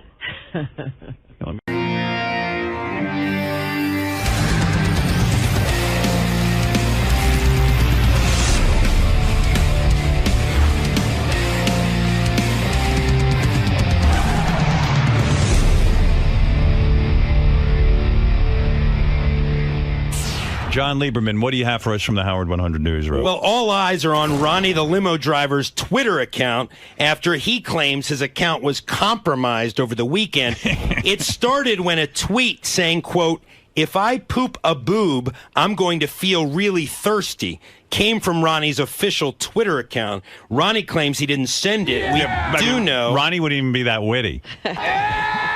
We do know it came from his official account over the weekend while he was out west performing a couple of block party dates. Is it possible somebody took his phone and tweeted from it? It is possible that happened, though he claims he always had the phone in his possession. You're totally full of shit. Whoa, whoa.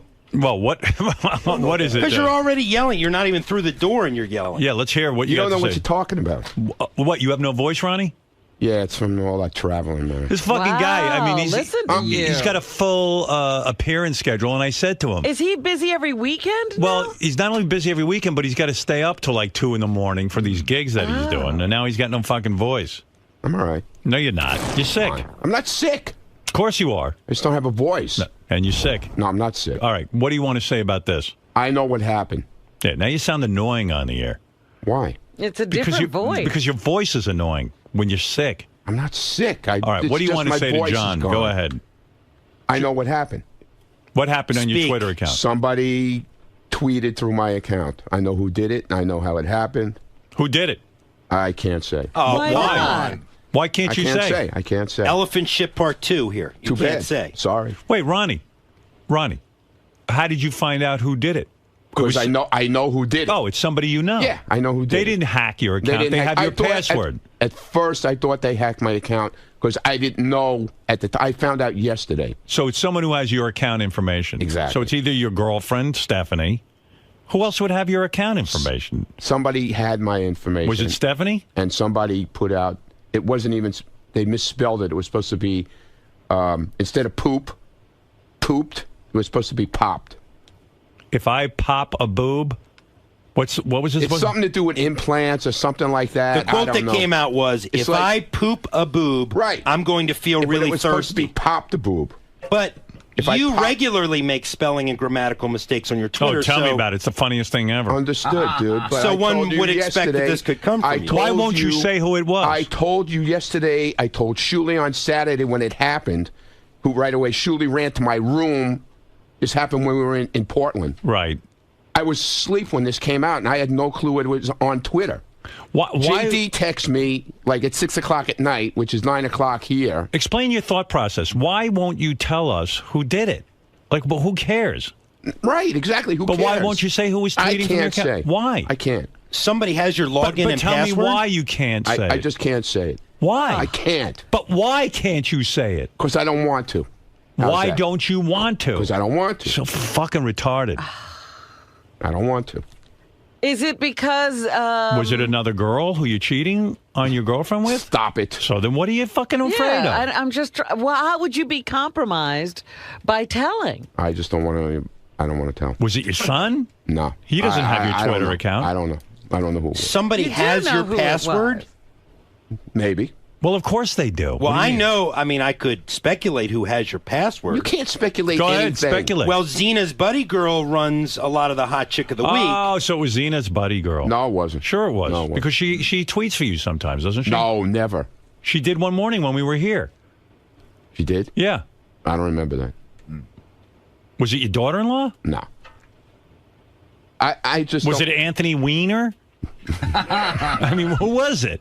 I just don't understand why you give your password to somebody else. You have 130,000 followers. Listen to me. Yeah.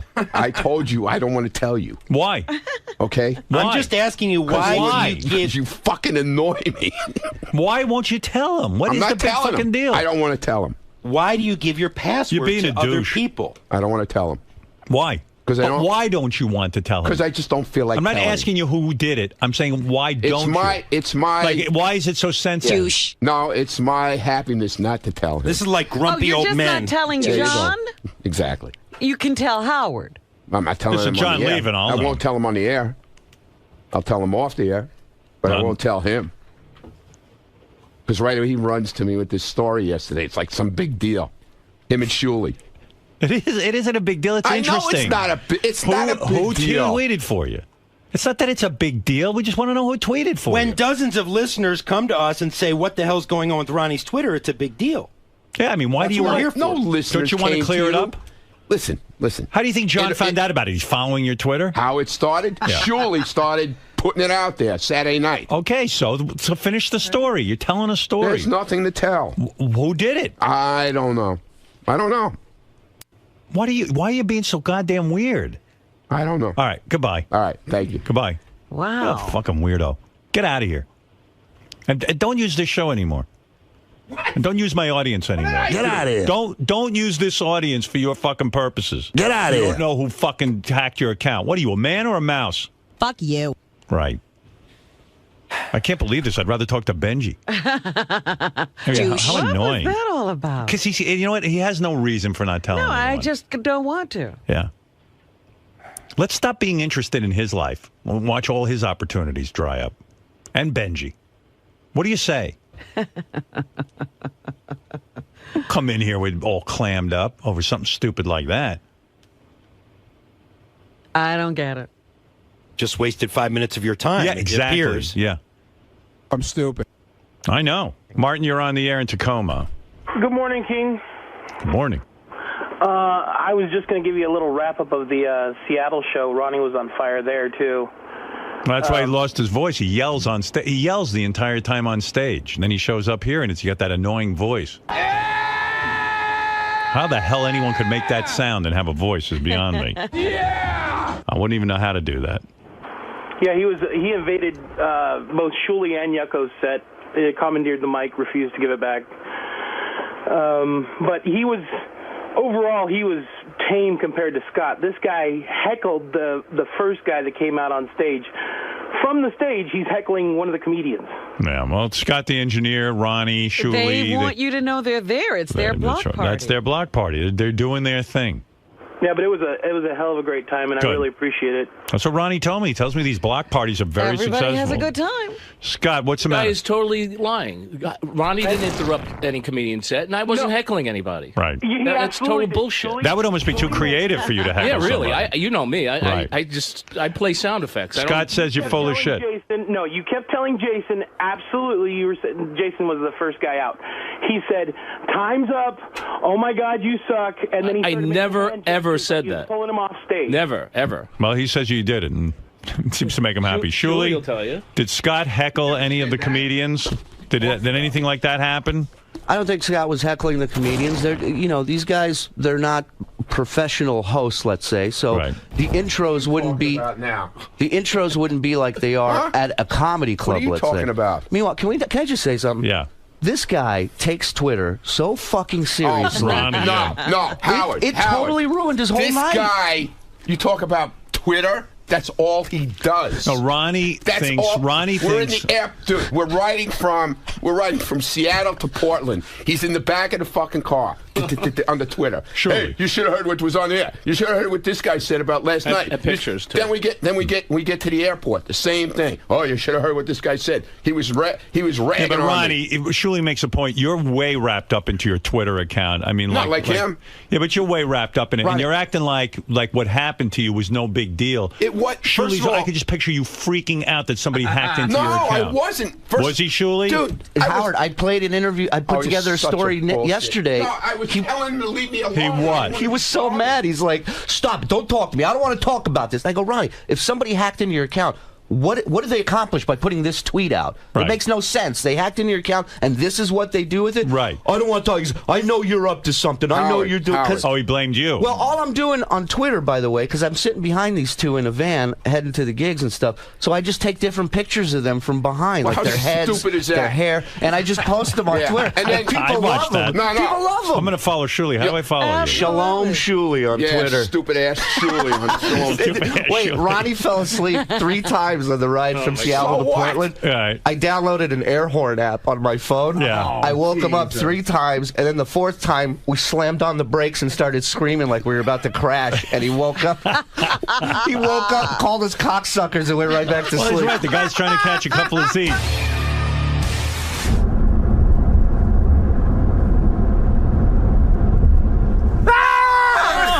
Fucking cocksuckers. Why do you got to bust his ball? Gig he's about It's a comedy tour. This is what happens. Oh, there he is sleeping. Look at that. Is that the picture you tweeted? Oh, I posted about 15 pictures. I took a picture of him looking at his phone at the restaurant, Right. and somebody tweeted that it looks like their grandfather trying to work a remote control. Like his glasses were up. And he's like, he's trying to read the menu. he's trying. No, he's looking at his phone. Oh, he looks like a 2001 when they see the monolith. This guy thinks every time you're looking at your phone, you're tweeting. I wasn't tweeting. I was actually answering an email. So why are you acting like with the John Lieberman story, like it was no big deal? Breaking his balls. Yeah, but I mean, that is a big deal when somebody starts tweeting from your account. It was right? a mistake. Oh, with somebody you know who? Yeah, exactly. Right. But you were freaking out, I'm sure. I would be. Look. Here, I'll tell exactly what happened. Okay. I was fast asleep. Right. Before we were going to do the Saturday night show. Right. We got to Portland. I went to take a nap.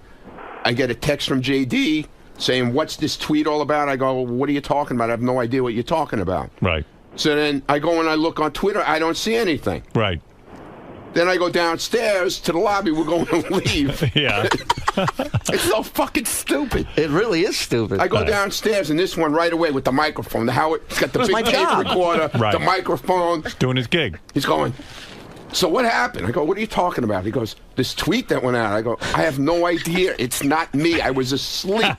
and he's hammering me and hammering me and hammering me. "Well, what do you think?" And then he gets the other guy involved, John Toll. He goes, "So what do you think, John? Does he think, what do you think of this tweet?" "Oh, it's got to be his because it says it came from his account." He says I hammered him. I asked him twice. Ronnie loves his Twitter. I asked him twice, "What's going on?" Yeah. "Dude, not right now. Leave me alone, Well, dude." give Ronnie a whole life. bothered. Like, remember when he got the offer for his television show because he thinks because of Twitter? Yeah. Yeah. Well, he brings people on stage. He's like, "Hey, you follow me on Twitter?" And he yells at him. Yelling We're at making him. him a hot chicken. We're doing a hot chicken a week contest. Let me tell you something. This guy has the power. Right. I've never seen somebody. Tell him what happened with the guy. Did you listen to the tape of him at the that porno? Oh my God! The porno AVNs? convention, the AVN Awards. We sent Ronnie. We let Ronnie interview the girls at the AVN Awards, and he's like flirting with them, and he's a whole. Wasn't. You're a whole character, Dude, I was doing the questions you told me to do. No, I know. It's just funny. I got to play that for you. I'm going to play that for you today. Okay. Ronnie at the AVN Awards. I didn't know Ronnie had you'll gone like to that. the AVN Awards. And it was you'll like Stephanie, okay? It was Stephanie. That's what I thought. Who else would have your Twitter account? Yeah. And meanwhile, Scott, literally, like, you make jokes about this black cloud.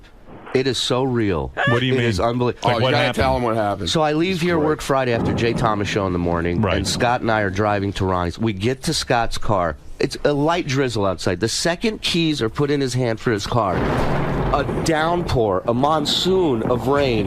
The entire time, there was literally a black cloud following over our head. And we get to Ronnie's house. We get in this cab. And I tell Ronnie, he doesn't even know this, but I tell Ronnie that the cab driver doesn't want anybody sitting up front. Right. Just so all you tell three of me us, that? just so all three of us will be packed in the back. Yeah. This is what I got to deal with. Yeah. So all three of us are going to the airport. My hands touching his leg and shit and everything. We get to the airport. Scott goes to buy a bottle of water. Wait, at the gift what shop. about the car? Oh, the car was a piece The of shit. windshield wipers were flying off the car. The woman couldn't see where she was going. And That's he's my like, fault. Scott is. That's my fault. Right. And he's super driver. He's like, "Are you sure you can see out of that side?" Like he's getting involved in her job now. Yeah. We get to the airport. He goes to buy a bottle of water. I'm not lying. Scott. Scott goes to buy a ball. The register breaks. Stops it. They had to close down the store. They had to close the store. She couldn't ring anybody up. Oh, my God. And I tweeted it out, and everybody on my Twitter goes, dude, change your flight right now. Do not get on that. Do you usually fly with him? This is my first time flying with these guys. Wow. Yeah. Did you start to get freaked out that all this shit was happening? I got a little nervous. I'm like, dude, this is Scott, really does this happening. go on all the time? No, of course not. I mean, my God, you get in a car, a pouring, torrential downpour. You get in a cab, the cab breaks, the windshield wipers break. You go to the fucking pay for some water, and the fucking cash register closes the whole store down. It's crazy. It's nuts. His mother told him, there's a black cloud over your head. When he was a little boy, she told him. Well, we made it to Seattle fine. It was, One of my highlights this weekend was the sound check in Seattle that we did. And Scott comes down to make sure that there's stuff that's compatible with his DJ equipment. Right. And so he tells the sound guy, he says, so where do I plug in at? And the sound guy goes, what are you running off of? And Scott pulls out his cell phone. There we go. Yeah, there's my DJ. I put a lot of effort into this. Then he couldn't get his phone froze up on him. Yeah, phone was breaking. He had to take the battery out and reboot the phone. My DJ's on the phone with Verizon. Give us a few minutes. Can you hear me now? And all day long, they just are waiting for me to What would prank be a them. typical device that a DJ or sound guy would use? Not his phone. A laptop. A laptop. Yeah, something. CD player? Right. Turntables? Nobody something? uses CD players anymore. You make enough money. Get Nobody a laptop. uses a phone, Laptops. Scott. Well, I mean, what can you do from your phone? I do what I have to do, does what I need everything. to do. I do everything. I play music. I play whatever I need to play. I can do exactly. I have a mixer on the phone. You know what he doesn't do, Howard? He doesn't turn his ringer off on his phone. That's right. I called it in the middle of the show. They were doing a big dance contest on stage, and I wonder if his phone will work if I call it. I'm so bored, so I call the phone. Sure enough, the music stops, dead stop, and you hear, and he has like the old phone ring, so it's ringing through the PA So system. professional. Yeah, really. And what does he do? A professional DJ? He picks it up. Right. He answers it. This must be important. The phone rang. I had to That pick it could up. be something very urgent. And I go, Scott, turn off your ringer, you idiot. And he's turning around yelling at Scott. It's just chaos. What a horrible show. Oh, it's the greatest It's going show to be the ever. most unprofessional worst show ever. Everybody loved it. And Everyone we loves sold out both Yeah, they shows, love it man. because you guys are retarded. Well, whatever. I mean, come on. That's what we do. We'll take it. Hey, Howard. Crazy, yeah. And Scott chooses the music, so there's a room full of 30 to 40-year-old guys. He chooses Cher, Do You Believe in Love? Well, why would I do that, Ronnie douchebag? likes that. That's for Ronnie. Hey, listen up, Hey, asshole. dude, you were the first one to walk up probably and take a picture with us, too. I love you, Ronnie. I really do. I appreciate dinner and everything. This is Ronnie. This is Martin, that guy Martin who almost died coming up to our green room. This Oh, guy my Martin God. is Yeah, like the guy who went to 400 the big pounds. guy. Yeah, the guy who went to the hamburger place with us? Yeah. You follow the fat guy to hamburger So when place. you go to one of your shows, it's like the audience becomes part of your family. They go to buy hamburgers with you afterwards. Oh, my God. We came back to the hotel. You know, you guys remind me of like country stars because the country stars used to let them come to your house. Like they Dolly have that Parton. open house thing. Dolly Parton, right in her backyard, had a fucking Adventureland type setup. We hang out with everyone. Dolly would. No. What about Ronnie would? We hang out. We hang out with everyone. This guy, I've never seen a guy, What do you mean? the first one out the door in everything. Right. We land in JFK. We're in the back of the We're plane. 26, row 26. Scott's in the aisle, jacket on, bag on his shoulder. He's ready to and get the, out of. and the roller suitcase and in the the roller aisle. And where's he in a rush to get to? Nowhere. Right, No- he has to wait for you guys. The show ends. Everybody goes, "Where's Scott?" Where's Right. it? He's back in his room, relaxing. He goes, "We hang out with everybody. You hang out with nobody." Yeah. Now, who do you hang out with? You go out with Shuley. Everything is a joke, though, you know. Right. They take me to a gay bar after the show. I'm glad I missed that. Ronnie's drunk. All these fans are in the lobby. He's like, "We're going drinking!" And our promoter Sequoia goes, "Listen, I have a gay bar set up. It's around the corner. We're taking him to a gay bar." And like 40 people were in on it. No one said a word. Ronnie, when did you realize it was gay? When I walked in, some guy banged Some guy me. tried to kiss me. Wow! I walked Did you with guys the- tape that? Dude, yeah. We had to have. Is that going to be on Howard TV? Well, no, Howard TV never came. They didn't go? No. They never came to this one. In Portland, some guy tried to kiss me at the show. Right. They threw him out of the place. Right. Well, that's your sexual power, Ronnie. Goes Ronnie. both ways. Yeah, okay. I will say He this. loves meeting guys and girls. He brought up these girls. He's asking girls to come up on stage to do Hot Chick of the Night. So this one girl stands up. She's like 6 foot tall, huge tits. And her boyfriend, you can see, he grabs her arm. He's like, hey, don't go up there. And it's not like Ronnie's saying, we're going to give you money. He just asked for people to come up. The woman keeps going up. The boyfriend stands up right before the stage. He puts his arm on her. He says, if you go up there, I'm fucking leaving. Right. He left. This is how powerful he is. She looks at him, she goes, bye, and walks up on stage. And then she took her top off? Well, no, they did She some... didn't have to because her top was like all 90% open. She was wearing like a one dinner of those napkin. tops with the hole in the front. What a shock that a chick who goes out in a dinner napkin wants attention. And how about the chicks wanting to sign your boobs? Yeah, there's chicks asking to sign boobs. I was drawing funny faces on her nipples and shit. It was really fun. Wow, Ronnie got power over women, doesn't he? Wait till you hear him at the AVN Awards. You'll see. I'll play that for you later. All right, boys. We got. Let's see what you got. What do you have? Oh, Little Steven's here? Yeah. All right, so I'll take a break, and then we'll go talk to We're going to be in Little Hartford and Stanford. Ronnie Block. Ronnie won't be. Ronnie won't What be. did he but just this- say? The Ronnie Ronnie will be Block with party will Howard. be in Hartford and Stanford. See how articulate he is? Wait till he hits the stage. He's awful at It's even everything. better. So who's going to be at the Ronnie Block party in Hartford? JD is hosting. JD's hosting? JD is filling in for Ronnie. Oh, you're kidding. Everybody, let's have a great time. He didn't want to do it, but I convinced him. You convinced him to do it. Yeah. He's doing me a favor. I've never offered somebody this amount of money and seen him so miserable about doing a gig. How much does he get paid for that? A lot of He's money. getting right? a good amount. He's getting a very couple of good grand? amount. Yeah. Wow. And he didn't want to do it. No, he's doing it, but I mean, you know, he didn't JD, want to. he's- He didn't want to do it. That's crazy. He said, as a friend, he'll He's help really me out. anxious about the appearance. That's what I'm hearing. And I told him, I said, dude, you don't have to tell jokes or just be you. Just go up there and be you. And Yeah. Are He you doesn't, freaking he out? doesn't know we got other plans from afterwards too. What are you going to do with him? For other gigs. Oh, I see. Well, We're hey, going to force him to make money. JD. I'm not. I understand why you're nervous. I do too. I mean, you don't go up in front of crowds. Yeah, Neither do Ronnie and Scott. But They're Ronnie's fine. so out of it. He thinks he's got something going on. But yeah, they love it. They look to do this. And I'm Scott's so money hungry that he knows he has nothing going on, but he'll go up there anyway and just stare at the audience. You have no idea. Yeah. like I'm not gonna do a hot chick. But JD has enough self-awareness to know that he's a He complete shouldn't be up fucking. there. He shouldn't be up there. But the problem is, there's a lot of money involved. you Do you have any kind of game plan for when you hit the stage in Hartford? I mean, there's a couple little things. I'm not gonna do like a stand-up act or anything. What are you going to do?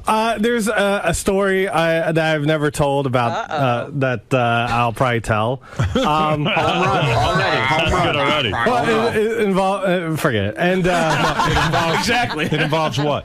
It's a road story with Artie. Oh, you're going to tell Artie yes. stories. Well, no, it doesn't have Artie in it, but Right. it's Something about maybe when you were in Vegas and Artie got you laid? no, it involves a girl though. But See, Howard, the explanation of this story, 10 minutes eaten up right there. Right. Yeah, but you know he's going to hit the stage and he's going to rush through this story because he's going to be Nobody nervous. will know what You know, he I said. told him, I said, look. It's going to sound like this. There was one time, remember on the air, I said I was going to tell a story. Okay, well, I was with Artie. We were with Artie in Vegas. And then Artie. And then Artie. And then Shuley. I don't know. Have a good night. I'll forget it. It's just going to be horrible. Check your waiters and waitresses. So you're going to tell that story. How long is that story? I don't know. I Do mean, it like it's- Bill Cosby. Let it drone on for hours. I'm really. Then I went to the dentist, and the dentist was, oh my God, he's coming at me with a needle. And then I went to karate school. JD, just get ready for all the pranks, okay? I'm not going to prank him. It's fun pranking you guys. Of course not. No, you're not So what are you going to do? You're going to tell that story. How long does that last? Have you figured out how long that lasts? No, I haven't really done it. I sort of just wrote it down, a little bit, and that's really it. Intro people. I'm just worried of disappointing because like Ronnie's a maniac, and I'm afraid people are going to So come. why do you try to yell like Ronnie? Go, I can. Yeah. I mean, that's about it. Do that. Yeah. Let's go fuck some horse. Wait a minute. Didn't I changed my whole routine this weekend. Right or wrong? No, you did. I got up there, I started telling like Black Cloud stories, all that kind of bullshit. So you were talking like a stand-up more. Yeah, okay. It's very versatile. But then I get into my routine a little. But then when he goes to introduce a comic, he's like, I don't know who this guy is. I think he's funny. I didn't Let's hear say it. that. Yeah, I swear. I swear. I'm not lying. You did. That makes a comic feel real good. Oh, yeah. Way to sell it. Hey, jump in that hole I just dug for Who you. did I say that about? JD, why don't you just recite like a Fucking Chris? liar. Why don't you recite a Chris Rock bit? I thought about that, but no, I can't. I'm not. That whole thing, books are like kryptonite. No, I'm not a stand-up. Books are like kryptonite to black people. Books are like. So you put inside the book and they'll find it. Here's another comedian by. Wow. Hello, Hartford. Oh, this is Stanford. Hello, Stanford. I told him, I said, don't put any pressure on yourself. I'm not looking for you to. Too late. I already put pressure on myself. But I said, just be a traffic cop up there. Just move the show along. We got plenty of comics. We'll eat up the time, and it'll be a good job. Yeah, that's all I tell plan. the story about with Artie. Well, it involves a girl, but a girl, and a girl, and she's a big titty. And then he called her, and then she came to room, and I blew my load, and I chased her out. But I didn't. I blew my load on the sheets. And I watched TV, and then I jerked off my T-shirt, and then I left the T-shirt. You see this? You see this? Yeah. This is how it is at the show. And then Scott just stares. It's like Scott contributes nothing. We just got a glimpse of the show. It's like Howard. Why does that? I'm just letting the action flow here. I don't want to interrupt anybody. You don't want to interrupt the action. No. This is good stuff. Why would I want to get in the middle of this? Right. It's like Ronnie and a totem pole. So why do you bring stage. Scott? I mean, seriously. I'm not supposed to say a lot. I play ringing effects. That's what I do. Scott's like a human totem pole. All right, look. You hit it on the head. I got to get ready for little Steve. Yeah, we got to stop this. JD, you think you'll get laid at the show? There's always a hot chick who's going to want to bang you. We'll see. When they see you on stage, they're going to see you in a whole different light. We'll see about girls, that. I'll meet you after the show. Meet me by the dumpster. Scott's good though. He is. He's like an Indian, Indian pole, whatever you call it. Cigar store Indian. Yeah, cigar store. I'd like to do my he has impression. A little tear coming out the side of his eye. But you said weeks ago when you saw the footage from our TV, you said you're fascinated with him doing nothing. Nothing. He just stares. And I'm fascinated. Like when we have a problem here at the radio station. Yeah. And then everyone's springing into action, and then Scott just stares. Slow down, Evan. Or trails behind. Evan, you're doing too much. Easy, Evan. Easy, Evan. You're gonna give yourself a heart attack. Good shit this weekend. Yeah. He just stands there, and like I can imagine watching the show and just staring at Scott. I'm staring at him. I'm not even focused on what I need to do. I'm just fixated on Scott. No, like right now we're talking about him behind his back, but he's staring at him. You wouldn't even know. Right. It's You wouldn't even know. Fascinating. So, Ronnie, it was just your classic saline boob joke mix-up. That's what the crux of It this wasn't all my was. joke, stupid Anderson. How many times do I have to tell you? In general. It wasn't me. In general. It wasn't me, okay? I admitted who it was. It wasn't me. So it was you. And during the whole interview, she was texting me, well, why don't you tell him? What's wrong with you? Why don't you tell him? I was just breaking balls, man. I got everybody riled up. Howard's yelling at me, telling me, don't use my show anymore. He's yelling at me, why don't you tell me? And it was just your classic saline boob joke mix-up. It wasn't mine. In general. It wasn't mine. All right, as long as you didn't poop a boob, everything's okay. I didn't poop a boob. Would you like for Scott to invest in something like a laptop to bring on the road, or do you like the fact that he brings a cell phone? It's added to the comedy. I will say, forget the comedy. I will say that there's no DJ out there today working like my man Scott. Cutting edge. Yes, Cutting edge material, man. It's just nobody does this. Right. I'm the only one. Well, there's a reason why nobody does it, and that's because most DJs can't get phone calls in the middle of their sets on their turntables or laptops. I'm a very important person. I need to keep my phone on at all times. So. And I love when he has to reboot his phone. He's got to take the battery out and shit. You never heard of rebooting a computer either, I guess. I mean, those. Yeah, of course. Those but it just looks funny to take a battery out of a phone in the middle of a gig to reboot It it. wasn't the middle of a gig. It was before we started. I know, but it was just before the show started, and then you were panicking. This is what it's like on a flight, in the car, in the van, and they But wonder Scott, why not I take prepare pictures more? of their heads. Panic, man. You got to see him. I was busy bowling. I can't. The phone froze, and he's like panicking, and he's ripping the battery out and putting it back in. And He's blowing on it like it's a Nintendo game. Ronnie, why not bring a laptop? Why is he being? Do you think he's being lazy? No, man, that's not my problem. I only host a show. I don't give a shit. And that about sums up. My man is graduated. He is in show business. Angie goes, we're gonna be there when Eric hosts the show, and he goes, host? He doesn't host. Maybe co-host. I'll roll his ass right off the stage. Oh, now they're interested. Ronnie. You throw Getting back to what we discussed before. Yeah. You came clean. You fessed up. You said. Well, I was breaking Lieberman's balls. But you were breaking. Because I saw him get upset, and the more he got upset, the more I was breaking his balls, and I wouldn't answer. But then you took it out on me. I didn't take anything out on you. You got a little upset with me for asking. What are you talking about? You got a little testy with me. No, because I was busy. We had a guest coming in. It's more important. Than you? Than joking around. What's more important than what? A guest coming in. But your Twitter Just account remember whose seems show to be... this is, not yours. It's Howard Stern's show. All right? Don't keep walking out at me like that. What? So I missed it, though. So Stephanie tweeted it? Stephanie tweeted it by mistake. Somehow got in my account. And she was tweeting it. She was in a bar with her friends. And they were talking about implants. Okay? And when they were saying something about when a boob pops, a saline boob pops in your body, it's kind of like when you're dehydrated, you get the chemicals running through your body. So when you pop a boob, I don't know what the hell they were talking about, but that's what they were talking about. A bunch of drunken girls, okay? That's how that happened.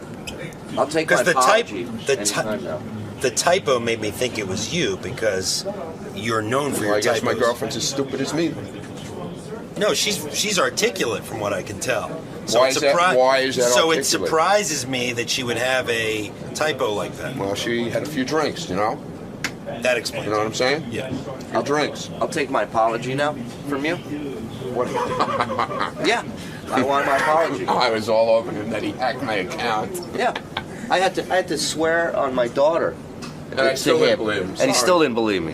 What's that? No, I still didn't believe him. What was after that part? I said I'm sorry, all right? Thank you.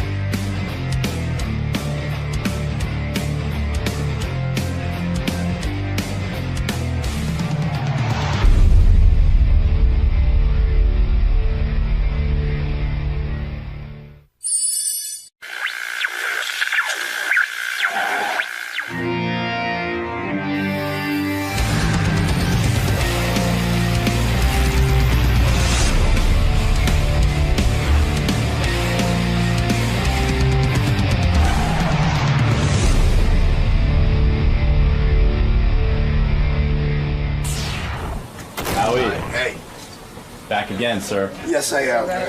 This time under much different circumstances. Yes, I'm going to see my co-worker. How do you feel about that? I can't tell you how excited I am. Jeez. Cupcake Wednesday to boot, you know. It's a diabetic's dream. It sure is. How are you? Hey, nice to see you. Good to see you again. So I'm just going to head into here. Sure. Hi. How are you? How you doing? I back in. So today, are you going to be offering advice? Are you going to be coaching him at all? Or are you I just going to... think if he wants advice, I could school him. So today's interview will have a completely different dynamic. You know, it's his interview. So if he has any questions, or if he is, now that he's on board, I am here and at his beckoning call for whatever information he needs. I'm fascinated, though. I'm fascinated at the fact that he's spending so much time in like wardrobe. I just heard him talking about John Varvatos and the whole deal. Yeah, he's taking this very seriously. He really is. I've been doing it for 2 years. I don't know what pants I'll be wearing tomorrow, but he's got a whole wardrobe. I kind of don't. I love that he's so concerned. He's very professional. I guess he makes me feel very unprofessional. Why, you don't plan on wearing any pants at all? There's a desk. Yeah, exactly. I'd be in boxers the whole time. Yeah, be comfortable. Comfort first. Yes. Hey, Howie's here. Howie Mandel, my co-judge on America's Got Talent. We have not hooked up on the phone or talked since I announced that I'm a judge. And Howie's been going around doing some interviews, saying some real nice things about me. So we have a lot to talk about. There he is, my co-judge. Whoever thought that we would end up on the same TV show? Working together. It's weird. It is weird. Yeah. I'm excited. Are you excited? I'm very excited. I mean, we're only like 2 weeks away from taping. 2 weeks away. Yeah. I'm fascinated. I've been listening to every moment of you. I love the preparation and the thought that you're putting into this. Well, first of all, I notice you have a certain look on the show. I see you wear like kind of a jumpsuit, kind of black thing. Jumpsuit. You're a good dresser. A jumpsuit? Be honest. I wear a jumpsuit. It's a one piece. Do you? No. Who dresses you? Stop it. You don't. Katja. Didn't she call you Katja? No, I don't. I didn't get that opportunity. Yeah, Katja. you did. Who called you? No one. There's a wardrobe person. Is Katja from the show? Yes. Yeah. Okay. Well, they said there's a wardrobe person who, I guess, when you do the show, and when we're taping in Los Angeles, for example, they want you to wear the same thing both days. Right. So they hold on to your outfit for continuity. Right. And then they steam it and stuff, and then they leave it for the next day. That I've been told. But I love the detail that you're putting into it because I had no thought. In fact, that's not me something... neither. So, yes, but I've got to put thought into it. I don't believe you. Well, if I'm going to be on TV, I got to think about what I'm going to wear. I heard you just saying you were at John Varvatos getting fitted Yes, for... because I don't have Katja. No, you do. Just like I do. She dresses everyone on the show. Here, they actually called me. I didn't know when I signed on to do the show, they called me and they said, do you have a look? Is there something you want in particular? I think you told this story, or Jason told you this story. Yeah. And I don't think about wardrobe and I don't think about anything. So I said, you know what? Honestly, I'll be totally honest with you. Tunics. Right. I'm into tunics and kind of a medieval look. They told me this. Did they tell you that? Yeah. And then she goes, and she doesn't know me, and it's on the phone, and she goes, are you serious? I go, yes. With the advent of medieval times and all that, they're coming back. So you want some chainmail? Yeah, he wanted Renaissance. Whatever, and I know you're a wardrobe person, and you'll come up with it, but and she goes, you serious? And then it was like just an awkward silence, and then we hung up, and I never, reconnected. Can I tell you, like 12 of the NBC guys were here. It was nice. They flew in. They wanted to know, they were kind of briefing me on what goes on America's Got Talent and discussing promotion and all this. And I said, gee, what is this wardrobe and blah, blah, blah.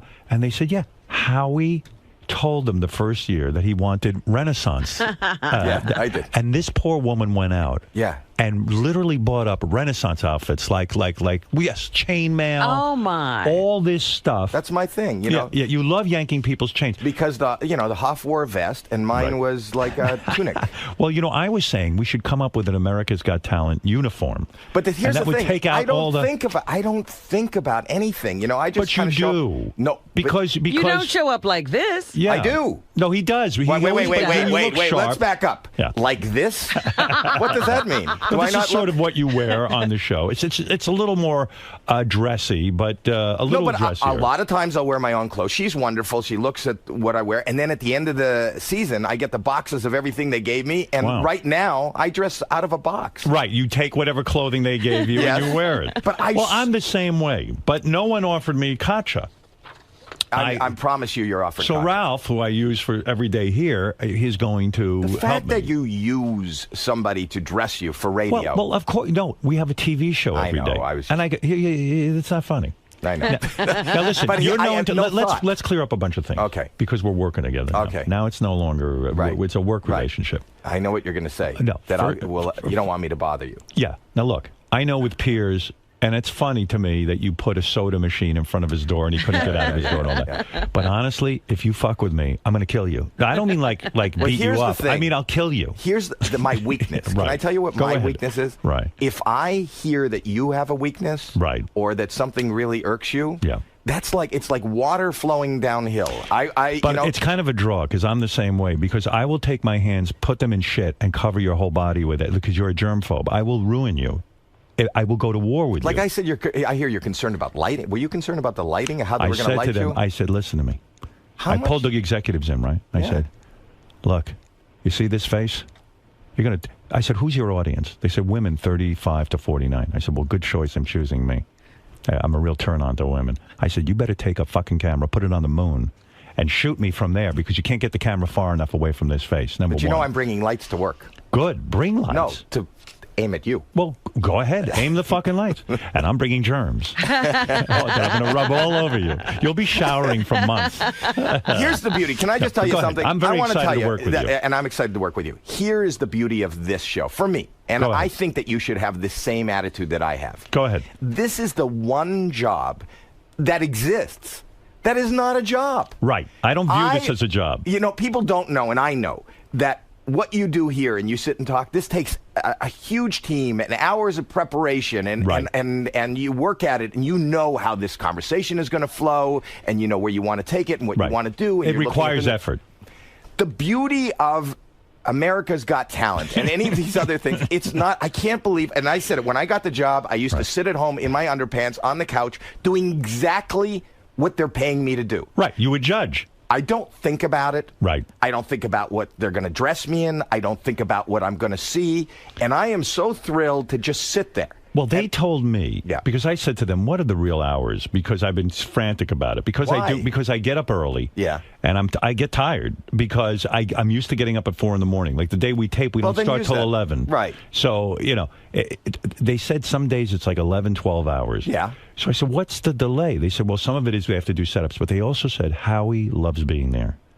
And Howie will sit there and he will, you know, drag this thing out. No, it's a 4-hour day, and because I'm there, it's 12? Yes. No, they didn't say that. So listen. They did not say that. Yeah, they kind of did. No, they did. They blamed it on you. Here's the actual truth. I'm going to tell you about the schedule. All right. The schedule is, and I absolutely love it, and I don't know why you wouldn't They love said it. you love being there so much that you barely want to go home. I do love being there. Right. But let's go home at some point and be fresh for the next day. Don't listen. But you know what? If you're tired, I'm going to lock and you in your dressing room. If you're tired and you can't focus, then tell the act. You know, I'll be totally honest with you. It might have been good. I dozed off. Once my adrenaline starts going, I'm there. Now, I don't know about you, but the one thing I do take seriously about this job, I really want to find real talent. Hey, and do you think my goal is Sometimes different? I think you do put through people. I thought you were this season. I thought you put through people for peers to irk No, him. you want to hear my theory? Yeah. And I think we have the same theory, except you don't know until you sit there how it's done. Here is my theory. Okay.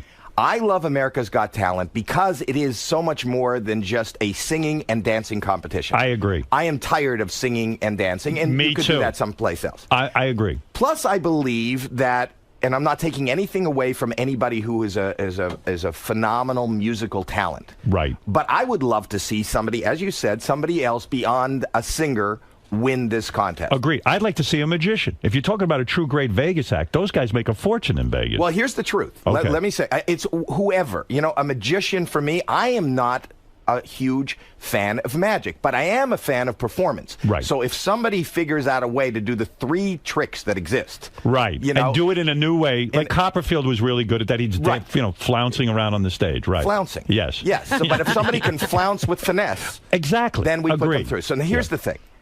Many times there will be a cavalcade of singer after singer after singer, no better than anybody you see on a cruise or in a Ramada Inn. Agreed. But the audience there thinks they're great because they're from the hometown. People think they're great, and then I'll see an Eric, the actor. Right. You know. Right. And I will say, and somebody like Piers will say, well, that's not a talent. Right. And I'll say, I will rather come and listen to Eric. And now that I know that he does accents and voices. You would rather listen to Eric than some mediocre singer. And the truth be told, your whole career. But wait a second. It is the Tiny Tim factor. Like if Tiny Tim came on America's Got Talent, Piers would have voted him off. And possibly you would have and Sharon would have. But he went on to be a huge star because he was a freak and he was so interesting. But Tiny Tim and your Whack Pack here, and you know, there's so many other characters. But let's be real. Let's figure out now as judges, because at this point it's you and me. Okay. We can outvote Sharon. You're going to be a united front. Let's unite. Let's decide right now on this show. Right. What our criteria is going to be, because I think it's confused over there. I think you're overthinking. Are we looking for the next big superstar act that can that would take you away from the gambling tables in Vegas, that would be as good as Howie Mandel in Vegas, someone who would be compelling and great and really sell tickets, or are we looking for something like a freak show? You know. But let me just say something.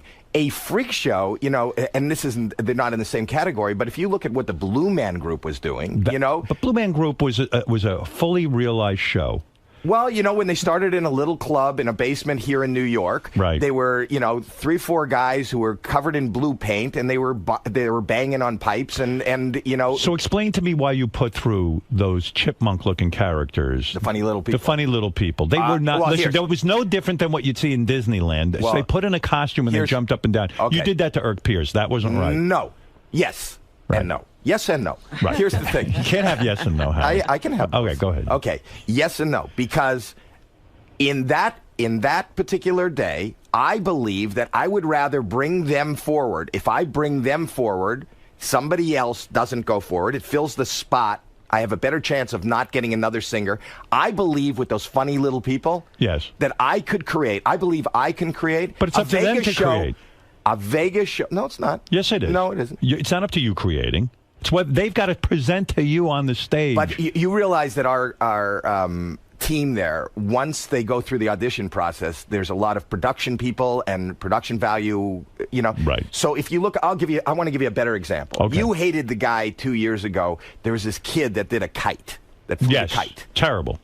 Why is that terrible? Because I wouldn't pay 10 cents. Okay, I don't believe you wouldn't. Here's the criteria.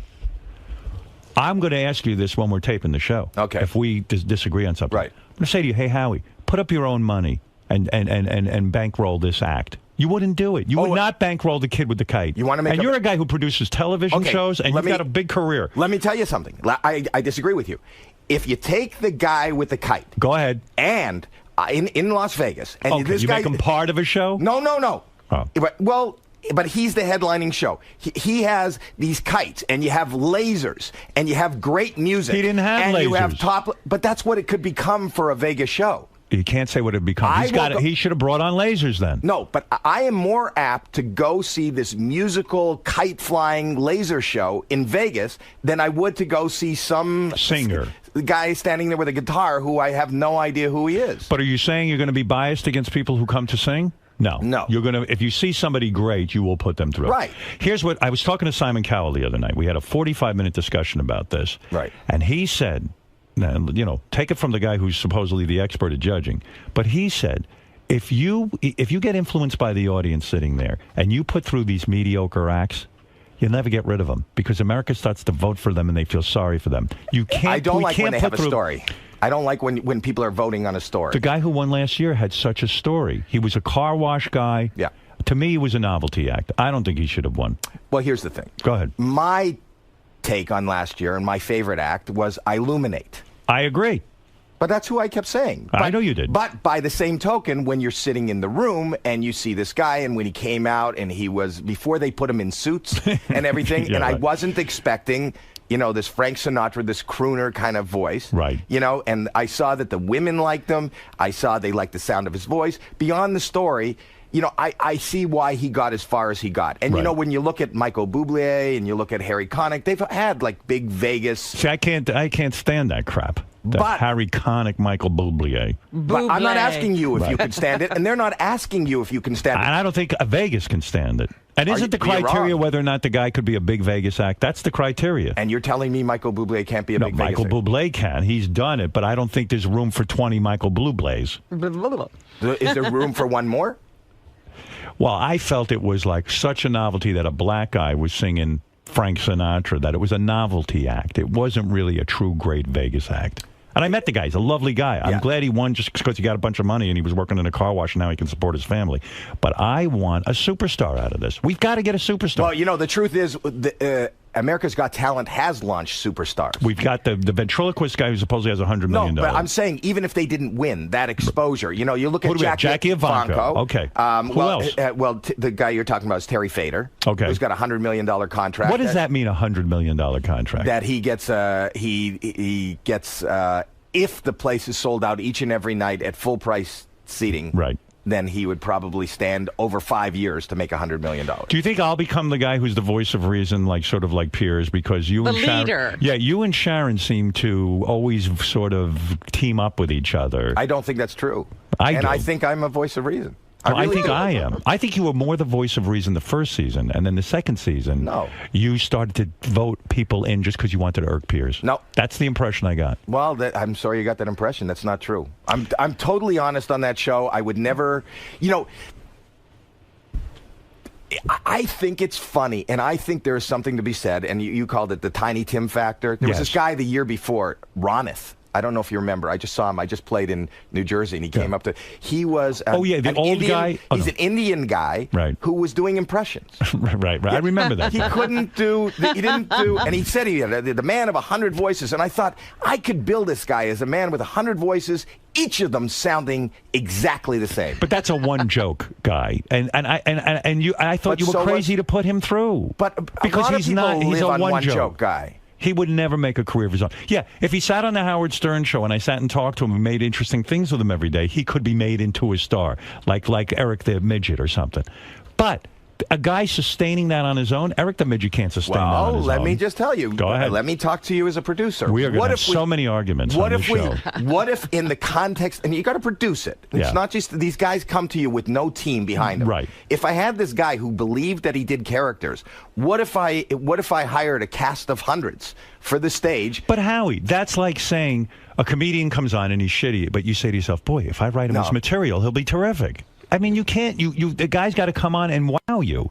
You can't say you what can't if. compare the comedian. Sure you can. No, I can say. There was a woman on that you had last season who did voices and impressions. She was very good. She did good impressions. I agreed with you. She had crap material. That's exactly right. And I would have said to her, I would have said, you know what? You run out right now and hire. I'll give you the name of 5 guys that I know that can write comedy material for you. I would have said that to her. She did it wrong. Right. She could have, but she did have the persona. Had she gone back to the clubs, had she got a writer, she would have gone further. Yes. And there was another comic, J. Chris Newberg, who actually went further than any other comic did. Remember, he's the guy that roasted Piers. Right. He's great. But we can't sit there and say, what if they don't go out and hire them? In other words, I can't sit there and imagine their act for them. But I think that I did say that she was great. She had, she had a lot of stage presence, and that she didn't have material. And she didn't make it as far as the other comic because she didn't have material. So you think you're the voice of reason? That's interesting. Don't you think, and I was going to say I this think we come at it from different perspectives, right? But we'll have good, healthy discussion. I think it'll be good. Now tell me what happens in Vegas week. Do we really decide? That's where we decide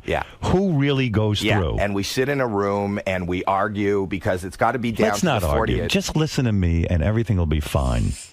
Really? We can get out of that room in 10 minutes. You have no idea how competitive I am, and I really am, and I'm really serious about trying to find. We sat up till 2, 3 in the morning. Oh my goodness, don't even say that. I will put a pillow over your head and suffocate you if you keep me up till 2 or 3 in the morning. Vegas is the long hours. That's the long hours because do the producers come to us and say, listen, all of us, we strongly urge, you're saying it's me, you, and Sharon really make it. And the producers. Oh, and the producers. Yes. And we decide. Yes. Till 2, 3 in the morning. Well, we will look at the tapes of what they did. We'll take everything into consideration, and we'll say, what do you. Is it hard to make that final cut? The Vegas is brutal. Brutal. Because you feel bad that you're not. On 2 levels. Okay. Number 1, because you're making, they're saying 48, and you're going, but this guy was great, and this guy was great. And we got to give him a shot, right? Yeah, and so, amongst us, judges and producers, we can get pretty heated and argue. We do. We get passionate and yell at each other. See how passionate you feel about somebody, and then your guy's not in. And you got to live with it. And you got to live with it. So there's that, and then you have to face them. And these people have, their hopes and dreams. They've made it all the way to Vegas, and then they face you, and then they give us. I think that's going to be harder for me than I can imagine. That's the hardest part of the job. I hate that. I don't like to see somebody's dream burst. But like the other day, a father called in and he said, I'm having my 10-year-old audition, blah, blah, blah. And I said, okay. She had a tape on YouTube. I listened to it. I said, she's terrible. She doesn't have it. She could develop. She's 10 years old. But don't put your kid through that. What are you doing? I would love if people just phoned in like that. But the thing is that they're going to be standing in front of you. And they've made it to Vegas. Right. And their hopes and their dreams. And it's set up so that it's really tough. If for people who have watched the show, everybody shows up in Vegas and we tell you they're put into 3 groups. Right.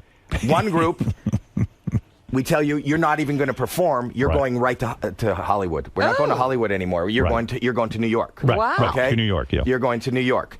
One group, we say you are going to perform here. Right. And there's 48 spots. Okay, well, there's not 48. The people that went you've got to essentially the people audition that again. went to New York, you got to. There's 22 remaining spots. You got to go for the 22 remaining spots. Right. If the third group, if we can't find 22 in that third group, you get there'll a shot. be 5 remaining spots for this whole third group, and you can go. We have real power.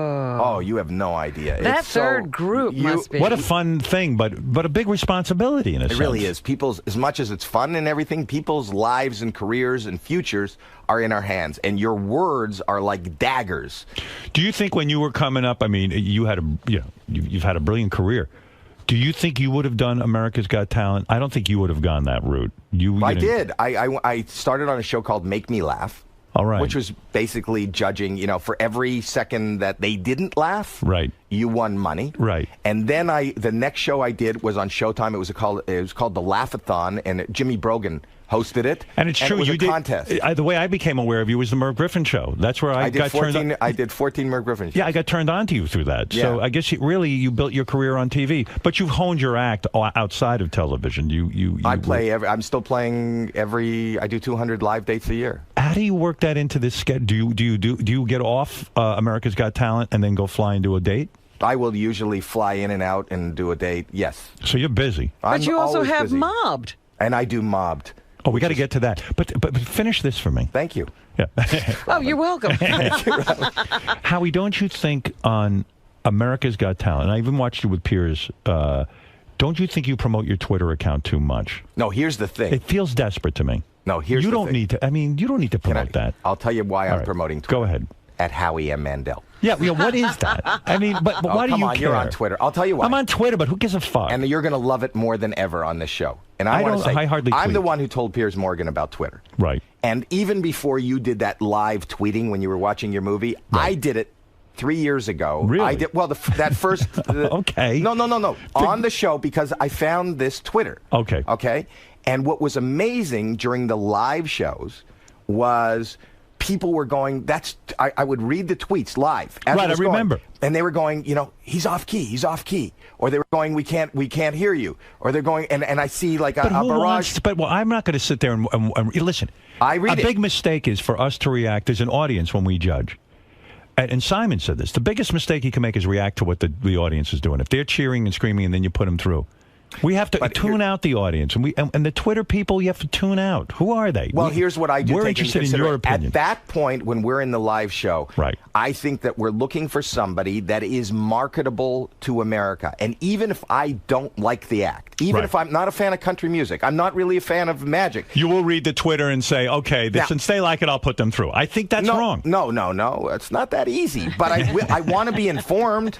Right. I want to be informed by what's happening. And I have a You would live... think... And they got mad at me. The producers went, you better put that down. Right. NBC came out and said, stop that. Yes. And this past year, right. they told everybody, tweet and do it because they're getting another platform to promote. Everyone's with social media. Yeah. But I think that it is our obligation to give our opinion, which you do. I do. And then fuck Twitter and everyone else, and this is it. We're the judges, and that's it. But don't you want to know, I will say that, to a contestant, I don't get it. Right. But I got to tell you that you just lit up, and I don't go by the audience in the theater or in the studio. No, we can't. No, but there's 15, 20 million people listening at home, and if it's coming through, it's amazing how different something seems when you're there live versus how you watch it or how it. Right.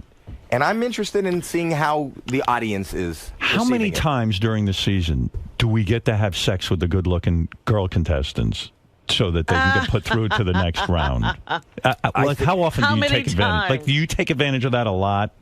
It is encouraged. Yeah. But right. You send out a vibe and you hope for the best. Right. Yeah. You must be. Do we have a lot of downtime? No. No, there's not a lot of downtime. You get in there and things start to happen. Yeah, that's the thing. The 12-hour day is like a packed day. It's act after act after act. See, I'm a fan of, when I'm not working, I'll sit on YouTube. I watch TV. My TV's on 24/7. Yeah. I don't sleep. That's the problem. You're a little too into it. We can't spend all day there. Let's move along, get the opinion, and go on. Well, we get the opinion, and we do move on. But I could see, I love great acts. I love bad acts. It's the best job. It is fun. I tell you what.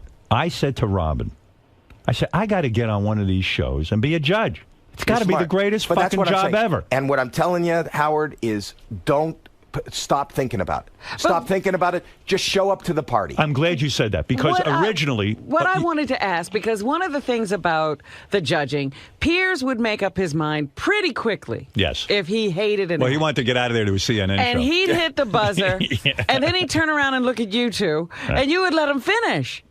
Yeah, I thought you were doing that to irritate him sometimes. No. No? Really? No, because here's the thing. I do have empathy for anybody who's a performer. And, I don't believe... And they only have 90 seconds. Right. So if you can't wait another 20 seconds, that doesn't mean that there aren't But the some people... concept is to gong show them, in a sense, to buzz them if and they're I not do. good. Right. And I you have. do. It's not that I have hit the buzzer, but Right. not as frequently as Piers did. Did you hear the rumor that they were thinking of adding a fourth judge? I did hear that rumor. But I understand They're not. that Simon was pushing for that. Yes. Yeah, because did you think that might slow it down? Well, Although first of all, I don't really understand the concept because just the odds of voting.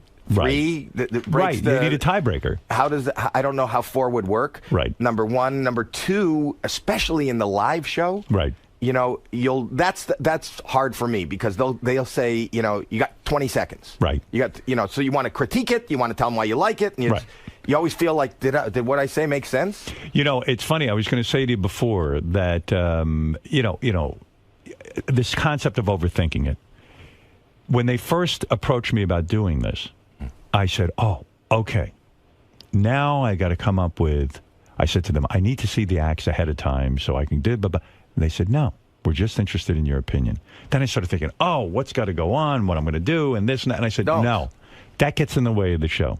The secret, I believe, is that spontaneity. It's not the Howard Stern show. It's America's Got Talent. They're calling me in to be a judge, and I should just give them my opinion. It was and that's such an adjustment for me. The thing is, as somebody who's a performer and wants to be loved, when we're in Austin, Texas, right, and they say, "Ladies and gentlemen, 14-year-old Carolyn from Austin, Texas," the crowd there is going wild. Right. Carolyn can't sing a note, a fucking note. And I go, really?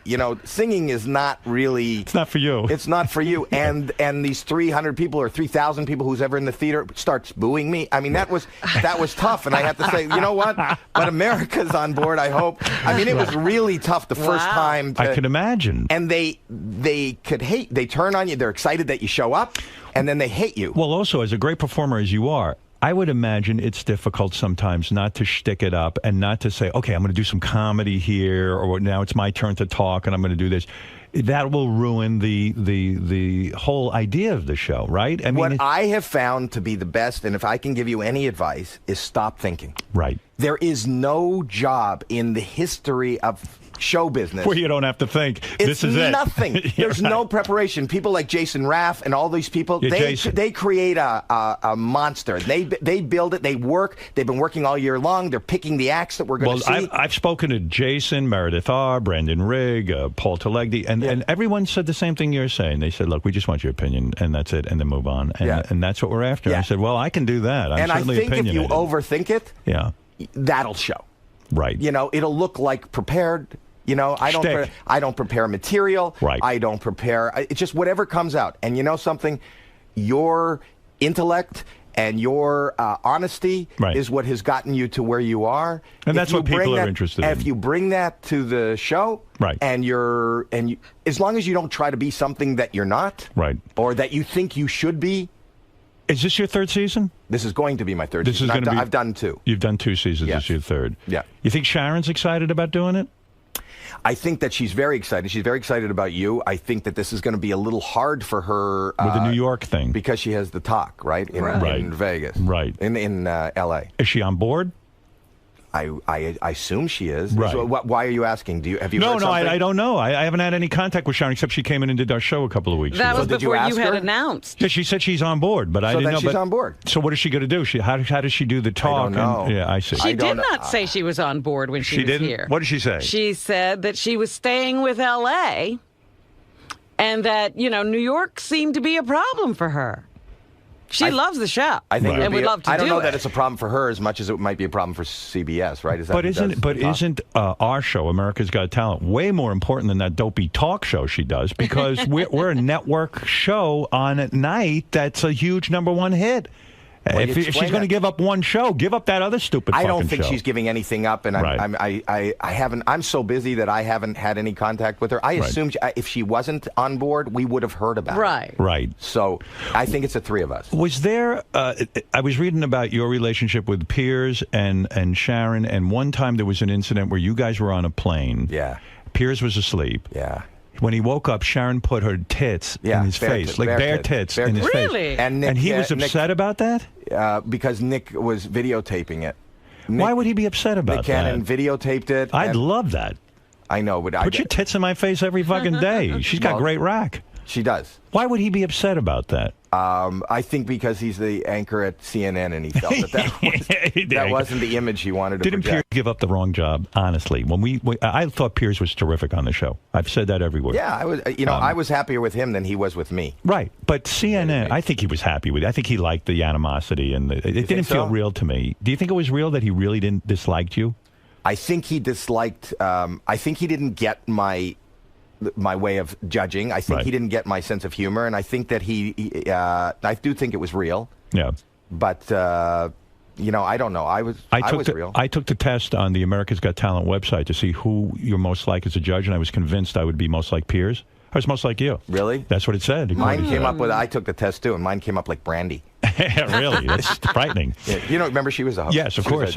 David Hasselhoff, Brandy. Regis used to be the host. Then it was Jerry Springer. I'm a big fan of the show. So I like you. I said, hey, I'm sitting at home doing this. I might as well go get paid to be the judge. It's the best job. I'm very honored that they chose me. I know, but you seem very incredibly neurotic and worried. No, but that's just him. I approach everything in a serious manner. I really do. But I take it seriously. I'm glad that you're on board and you're taking it seriously. But I'm telling you, have fun, be yourself. But look, the Hoff. Let's talk about it honestly. He didn't take it so seriously. I think he did. I think he took it like he takes life. That's it. Like he takes his hamburgers and his children. If it's not important to the judges. It's still, in terms of the world events and where we're going as a country and how our world is going, this is not the most important thing. But if the judges on this show don't take it seriously and really look for real talent, then the show's whole premise is out the window.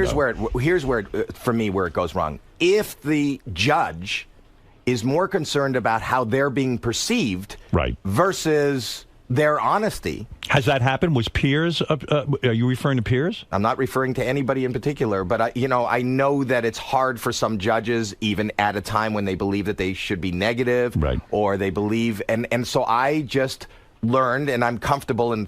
I've got 3 years in, and it'll take an adjustment for you. Yeah, I think so. It'll take an adjustment.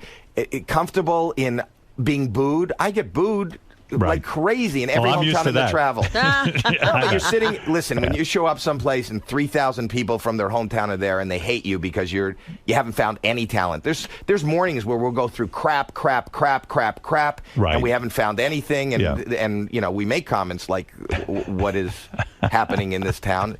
It's a hard adjustment, but it's a great show. Now I like Nick Cannon on the show, Howie. I love Nick Cannon. I think he does a great job, and I told him that I was on his show, and I really do, but I am so worried about this guy. Today he announced first of all, his kidneys failed. Why did they fail? This is a guy who doesn't want to be home. He works nonstop. Did you know his schedule? It's like nuts. It's nuts. Now he announced he's directing a movie. No. Where he's teaming up comedians. And who is he teaming them up with? Comedians and rappers or something. He's directing a movie. When? This is a guy who is not aware of his own health. He's definitely not a guy who wants to be home. Let's be honest, right? I mean, he's like a Jamaican. He's taking 50 jobs. And I said to him, I think you're key to the show. I want you there. Why don't you give up a couple of jobs? Didn't the doctor tell him that? Now he announced he's directing a movie. Well, then that's big mistake. It's stupid. Maybe we should do an intervention on this guy. I think there should be an intervention. I mean, what's he doing? They're telling me he takes a pillow and lays down on the floor between takes or something. He does. Yeah. I mean, that's insane. He sleeps whenever he can get. I've never seen anybody, they talk about Ryan Seacrest. Right. Ryan Seacrest is basically unemployed compared to Nick Cannon. And Ryan's got a lot going on. Yeah. He's got to be thrilled, Nick, that you're on board because New York, he was taking the plane flights. He was always flying with me. I was always... It was crazy. His radio show starts at 6 in the morning, which means he was in L.A. starting the show at 3 in the morning. Right. Finishing at 7. Right. Then he drives to the set of America's Got Talent because his call time is earlier because he's the host. Right. And he literally would go from 7 in the morning till about midnight. And at America's Got Talent, in downtime, he would take meetings because he's an executive at Nickelodeon. So how is this guy alive? Well, one of his kidneys quit and left. Right. Yeah, I was going to say, I can't take this anymore. Completely understandable that his kidneys failed. Have you ever called him aside and said, listen, I care about you. Why don't you fucking calm down? I mean, you don't have to have every job. You've never done that. I've never done that. You don't feel comfortable with that? No. I told you, I show up, I don't care. I do.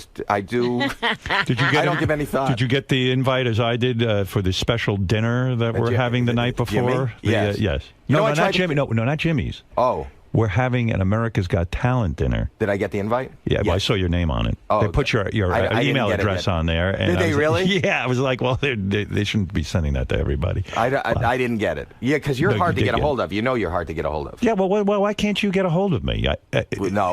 Because you screen your calls and you didn't want to talk to me. No, bullshit. It is not bullshit. It's a service that forwards my call to me wherever I am. I wasn't on the phone. Of course I want to talk to you. No, you didn't. You wanted to hold it. You wanted to hold it till we were on air. No, bullshit. Because I called Gary. Gary told me that you're supposed to call this Spanish fly, and then I called that. I called that number. You never called. They go and then it says in the space, leave your name, and I go Howie. Right. Mandel. And then they go, we are looking for him. Right. And then it goes away. I wasn't there. Wait. So they go, he's not there. Would you like to leave a message? Well, I don't know who Spanish Fly is, so I'm not going to leave a message and a phone number on there. No, I didn't hear your voice. So I don't know. It says Howard. Wait. So then they say he's not there. Will you leave a message? I go, no. Call back 2 hours later. Okay. Same thing. Howie. Now, your phone rings somewhere, and then you weren't there. It rings. I'm not there. Sometimes I'm not home. But I'll answer my message. 3 times. I didn't leave a message. Well, so he doesn't leave a Howie's message. on the phone. I don't want to talk to him now, and that's okay. He doesn't leave a message. I won't Gary leave said, messages. did Howie call you? I said, no, he never called me. And it doesn't give I any will not. information? How would I know? I won't leave a phone number on a robotic but Howie, thing. I don't know who How gets would this. I know you called? Because I left my name. It goes to your phone. No, if you don't leave a message, it doesn't go anywhere. And then I checked it. I heard Gary talking about it. I heard you talking about I didn't call you. You were waiting for my call. And I called Gary during the show that day, and I said, check this number. He told me that was the number. You do hear it. Your phone rings. I didn't get you. I mean it. Howie, I love you. Why would I want to talk to you? I don't know. Why don't you try I'm busy, not I'm not at home? They're cell phones now. Yeah. But doesn't this thing search all your phones and wherever you are? It forwards it to wherever I tell it to go. Right. But I wasn't obviously in by my phone. A whole day. It goes to my home. A whole day? No, I don't know. I never got a call from you. Why don't you switch it when you go somewhere? I do, but I might have been out running. I might have been. Sometimes I do stuff. You know what I mean? And then you said, and then you wrote me an email. Yes. And you said, I'll call you. And I never called you. Right. Well, I didn't want to bother you. You were calling me. I wasn't looking for you. Well, then no, you didn't tell me to call you. But actually, this is probably the conversation we would have had on the phone, right? I mean, So you want to save it for radio? No, it just worked out that way. I mean, what would we say in private about this? How do you know what I wanted to call you about? I assume you wanted to call me about America's Got Talent. Yeah. Right. So we had it. Did you have something private you wanted to say to me? Never mind. I'm excited. I'm excited to be working with How's the OCD? It's not good. It's bad? Worse than ever? A little bit. I'm doing this show, which makes it hard for me. Which show? The Mobbed. Which will you watch it tonight? I know you're on Letterman. Now this is your second season.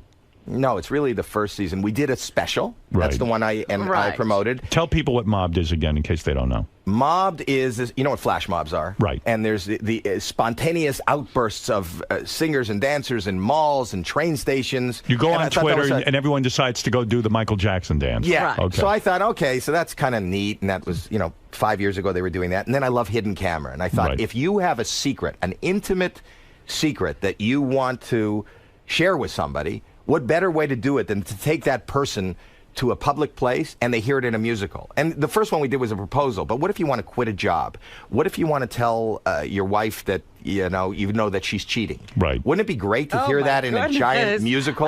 That's on tonight, the show? Tonight is one. It's a really good one. I don't want to give away what it is, but the guy, they don't always like work if I'm out fucking great. a guy's sister, I could get you to do a flash mob and hey, guess what? Howard's fucking your sister. Yes. Oh, that's good. I Yes. like that. But on tonight's show, we have, and it's right after Idol. On tonight's show, it didn't work out the way we thought because what happened is we always have this hidden camera thing, and it was this young guy, and as the dance breaks out, the music starts, and we did kind of a, what, Smooth Criminal, that video? Michael so Jackson. the door opens, and we had this backlight, and these dancers come in, and they got chains, and they're backlit, and they're smoking everything. The guy thought he was going to die. He thought, I don't know what he thought, some sort of dancing gang was after him, and he starts going, leave me the fuck alone. What the fuck is this? I'm getting out of here. Don't you fucking touch me. You can I hear would it do that, speak. too. And they're going, just calm down, just watch. And they go, no fucking way, get me the fuck out of here. And you see me going, lock the door. We thought the whole thing, we had 2,000 people waiting there. Do you have an episode where there's a pedophile and then announce it on the air or something like that? Chris Hansen comes out dancing. like I would like to see that. So with the OCD now. Yes. I didn't know this part. You never told me. When you were a kid, when you were like a teenager, you'd come home from school and shower for 2 hours. Yeah. That's unfucking believable. You've been tortured by this your whole life. Yes. I mean, imagine in high school. Who showers in high school? No. I showered once a week in high school. Right. Boys are usually notorious for not showering. That's right. Go ahead. Hands, Bill. You're on with Howie Mandel. Watch Howie Mandel host Mob, premiering tonight at 9 o'clock on Fox after American Idol. That's a good spot. That's a great spot. Hey, Howie. Will you watch it tonight? I want you to see it. I will watch it. And I'll watch you on Letterman. Thank you. Hey, Howie, how are you doing, brother? All right. I'm doing okay. Oh, right. But how are we going to deal with that, too? I'm That's another Howard. question. What are You're the Howard. odds of two Howards being on...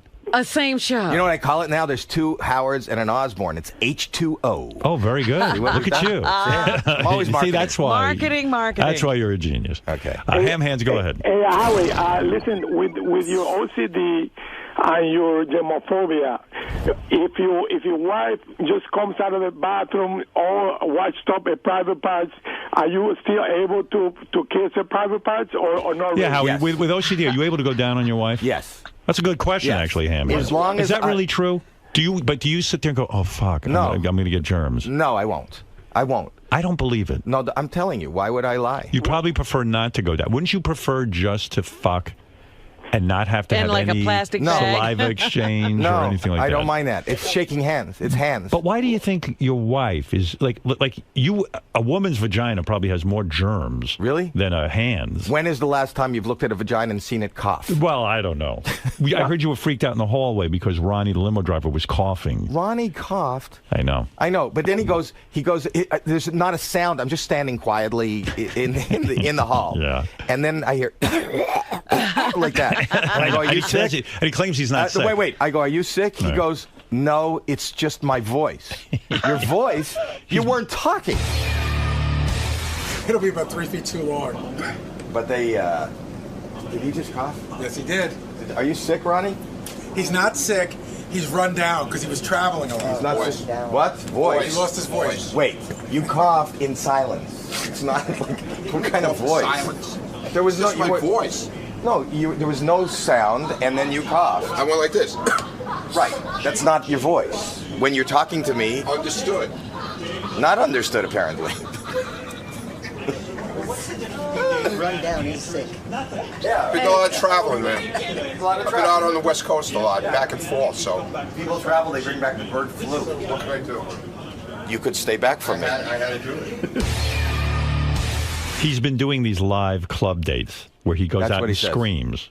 And so he's losing his voice. But I'm on tour. I do dates all the time. Yeah, well, you talk like a normal person. Yeah, you don't scream like he does. His act is going up there and screaming and yelling out obscenities. Really? That's the whole act. I saw him. You'd probably put him through on America's Got Talent. I saw him at the UFC fight, and he told me he's got a deal with Fox. He had his own talk show, but he's not allowed to say. Yeah, I don't what know. kind of marketing plan is that? I can't talk about it yet. I don't know. Can't talk. It's got a bigger veil than your announcement for America's Got Talent. One of the questions that came up in this meeting with NBC is like they said to me, well, how much promotion are you willing to do? How much were you willing to do on your own, and how much are you willing to do with the other judges? I said, I would be thrilled to appear with Howie. Why do they send Oh, him there's in? Ronnie. Why'd they send you in if you're sick? Howie's going to freak out. Come on, man. What? What do you want to say? I'm in the middle There's of an nothing interview. wrong with me. No, you're sick. You were coughing even in the car this morning. And I'm germphobic, and I was freaking out. Hello. You were sick for 2 weeks? Yeah. I wasn't, okay? No, but what does that got to do with anything? All I'm You're saying, sick. no, I'm telling you, I am fine except Then for why my were you coughing throat. so much? And I'm Howie fine except for my throat. My throat is dry. It's just I told you. You're I just dry. got a touch of the strep. Yeah. All right, listen, I'll leave you back to your interview. All right, thank you. Yeah. For Howard TV, you're going to love it. It was such a great moment. Ronnie's like standing against the hallway, probably like 6 feet away from Howie, and he coughs. And he tried to make it like, cough into his shoulder, and Howie just starts like moonwalking. Yeah, right. Is the worst part of America's Got Talent when at the beginning I know you have to run through the audience. Why don't we do away with that? I don't want that either. Well, you know what? You got them to move to New York. Right. You've got all these changes. Can I put that on you? If there's one thing, I love the job. I don't mind the hours. Everybody I love high the fives and this and that. I hate Oh, it. my I hate goodness. it. You have to high five? I don't. He doesn't. He does a little fist bump. Right. kind of thing. Yeah, and I run, but these hands, it's just a sea of, it's like the worst fucking nightmare, the opening of America's Got It's Talent. the only show out of all of them, like X Factor, American Idol, blah, blah, blah, where the judges run through the audience. Maybe they'll make a change. They've made a change. They've changed coasts, so maybe they'll make a change. I don't want to touch I love the audience. Right. I just don't want to touch you. You love them to a degree. Yes. I don't want to touch their hands. Why don't we wear hazmat suits as we walk in? Literally, like a spacesuit, like we're landing on the moon, and then when I we came go, in last year. I came in a bubble. I remember. Yes. I felt for you because I know it's uncomfortable. It is for uncomfortable. You. I Yeah. hate that. I really am. I'm not going to lie. See, I'm not as bad as you. I would be able to walk through the audience, shake everyone's hand, and then when I get to my table, discreetly put some of that Purell on my hands. Yeah, but I can't use the Purell anymore. Why? Because you've I hurt told your you. hands. No, I told you. I've told this story before. I You get overused it, and you get rashes. and I got warts because I had viruses because I killed all the antibodies in my hands. Oh, so you can't use Purell anymore? No, I don't know I had my friend who's a surgeon give me that. I was using Purell. I was using whatever they use for surgery. Oh, betadine. No, betadine is. I don't know what I was using, but whatever they. Do you sometimes forget and shake someone's hand like I do, and then all of a sudden I go, oh, now I gotta. I never forget. You never forget. No. When somebody puts out the hand, what do? You offer them the fist bump? The fist or nothing, or I turn and walk away. You turn. It's so terrible. I mean, you are a social guy, and look what you're going through. I'm not as social as you think. Oh, really? I'm not. I'm not really that social. I love people. I'm a mess. You just coughed into your hand, so I was very aware of that. Yeah, don't come near me. But I won't shake my hand now. What's going on with Deal or No Deal? Is that gone? Yeah, there's a slight talk of doing more, but I don't know. What does that mean, slight talk of doing more? I thought the show was a it huge had become hit. a daytime show. Right. Yeah, I did. Well, we did 500 episodes. Yeah. You know, that's a lot. I was dealed out for a while. Do you think that's what happened? The show just burnt out? They put it on too much? I think so. We're on a hiatus, and you know, there's always a possibility that there could be more. Look, Fear Factor is back. Do you miss it? Yeah, it was. That was a good job. gig too. It was a really good gig. You've gotten some great gigs. All my single friends miss the fact that I was on Deal or No Deal. My son misses. Yeah, right. Deal or No All Deal. those hot chicks.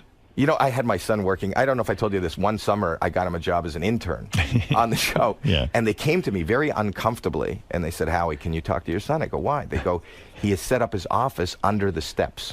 He was under, you know, the girls came down at the beginning. Oh, my God. So he's looking up their skirts. He was looking up their skirts. And I I like said his to old man. Alex, yeah. Yeah, right. But, and I had to talk to him. And then he goes, "I was there first." And then they came down. I go, "You were there. You weren't there first. They were there first." Do you realize I think I'm the first American judge? Yes. On America's Got Well, I'm Talent. American. You are now? Yeah. Weren't you? You were born Canadian, I have right? a dual citizenship. Oh, you do? Yes. Oh, so you are American. All Well, right. I became. All right, good. All right. Because I But like you were the first born and raised in America. Right. Yes. I have a huge burden on my shoulders. Yes. Yeah. Well, You're I'm very- excited. I can't wait to work with you. I can't tell you how can't be more excited, thrilled. how great I think it is for the show, and I think that your presence is going to take the show to another level. I really hope believe so. that. I think it'll be fun. I believe it, and I love all the controversy, and I love that wherever I go, people, you know, that's the burning question. Well, I was bringing this up before because I did a Super Bowl commercial for America's Got Talent. Did you really? Yes. Oh, that's great. I shot one. Okay. And I assume it's going to air this Super Bowl. Right. We'll see. What? Seemed funny to me. But, I'll believe it when I see it. Could be rejected? Who knows? But they said to me, I said, I'd like to do some promotion with the other judges.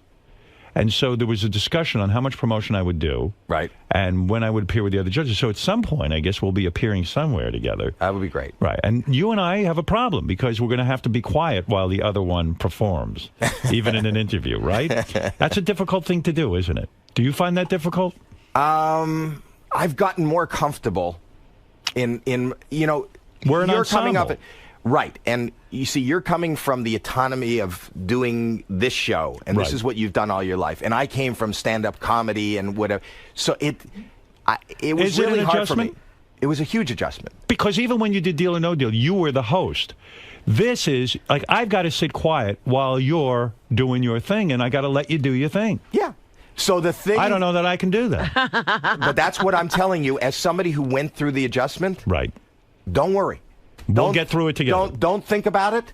Just do whatever. You know what? If the fact that you want to interrupt me in the middle of me talking hits you, interrupt me. All right. Don't think about it. You know what? I'm going to interrupt him, or I'm going to sit quiet. Whatever happens, happens.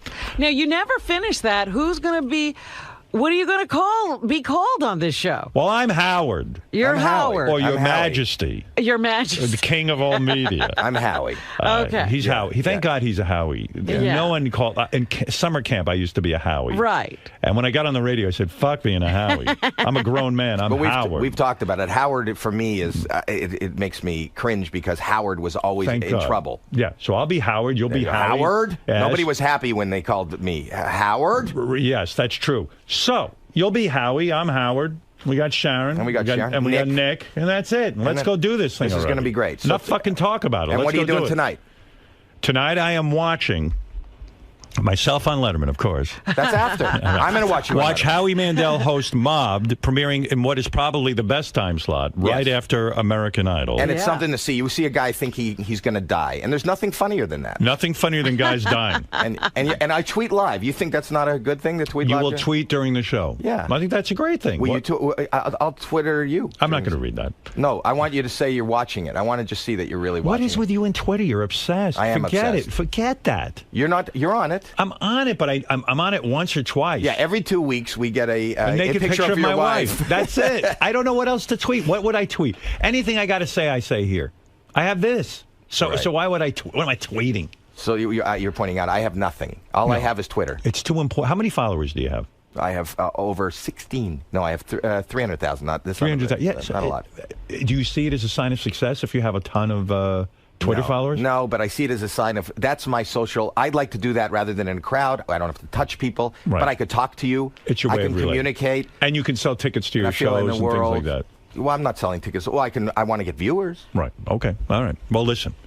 You're a judge. I'm a judge. God bless you. I'll see you. I'm going to see you in 2 weeks. A week. Is it a week? It's a week or two. Yeah. It's this month. Sometime this month, I'm going to see you. You excited? I'm excited about doing it. No, I think I'm fine with it. I think you are fine. I listen to you every day. Don't worry. I worry about just keeping my health together. In other words, I don't want to be sick when I go there. I don't want to. I want to have my energy together because this job that I do, waking up two neurotic early, guys are telling each other not to worry. You don't worry. I'm the guy who won't touch anybody. How don't dare worry. you tell me not to worry? Don't worry. Look who I'm getting advice. And he's worried that he's going to get sick. Now you know why I don't take Howie's calls. I'll listen to him. I'll get nuts. I live in a glass house. That's right. Yes. And you know what people in glass houses should do? Throw stones. That's right. Right. What do you do today? I saw you're hosting Regis. I'm with and Kelly. I'm going over there now. Are you the co-host? Yes. You'll be the co-host with Kelly Ripa. Yes. And J-Lo. Is it true? And J-Lo is the guest. Yes. Oh, that should be hot. That will be very hot. And so I heard she lost 60 pounds. Who? Oh, J-Lo? Yes. Is that right? Yeah. How's that? Mark Anthony moved out. You're terrible. You going to ask her about this young boyfriend that she's got? Oh, I shouldn't I? Oh, fuck yeah. I mean, can't this girl be alone for 10 minutes? I mean, literally, she just broke. This is like her third marriage ended. Wait. What? When your marriage ended, how long were you alone? Oh, a minute, but I'm a guy. Women are supposed to think about things. Really? Of course. Well, first of all, this is her third marriage that ended. Right. She just had kids with this dude. Right. He's out. Now she's got a brand new boyfriend. Slow down a little bit. At least date a little bit. Why are you so concerned about? She's I'm a happy. judge. I'm judging. You're judging. I judge everything. I'm perfect for that gig. She's happy. God bless her. God bless her. Yeah. Slow down and smell the roses, honey. I wonder if he'll come over to the show with her.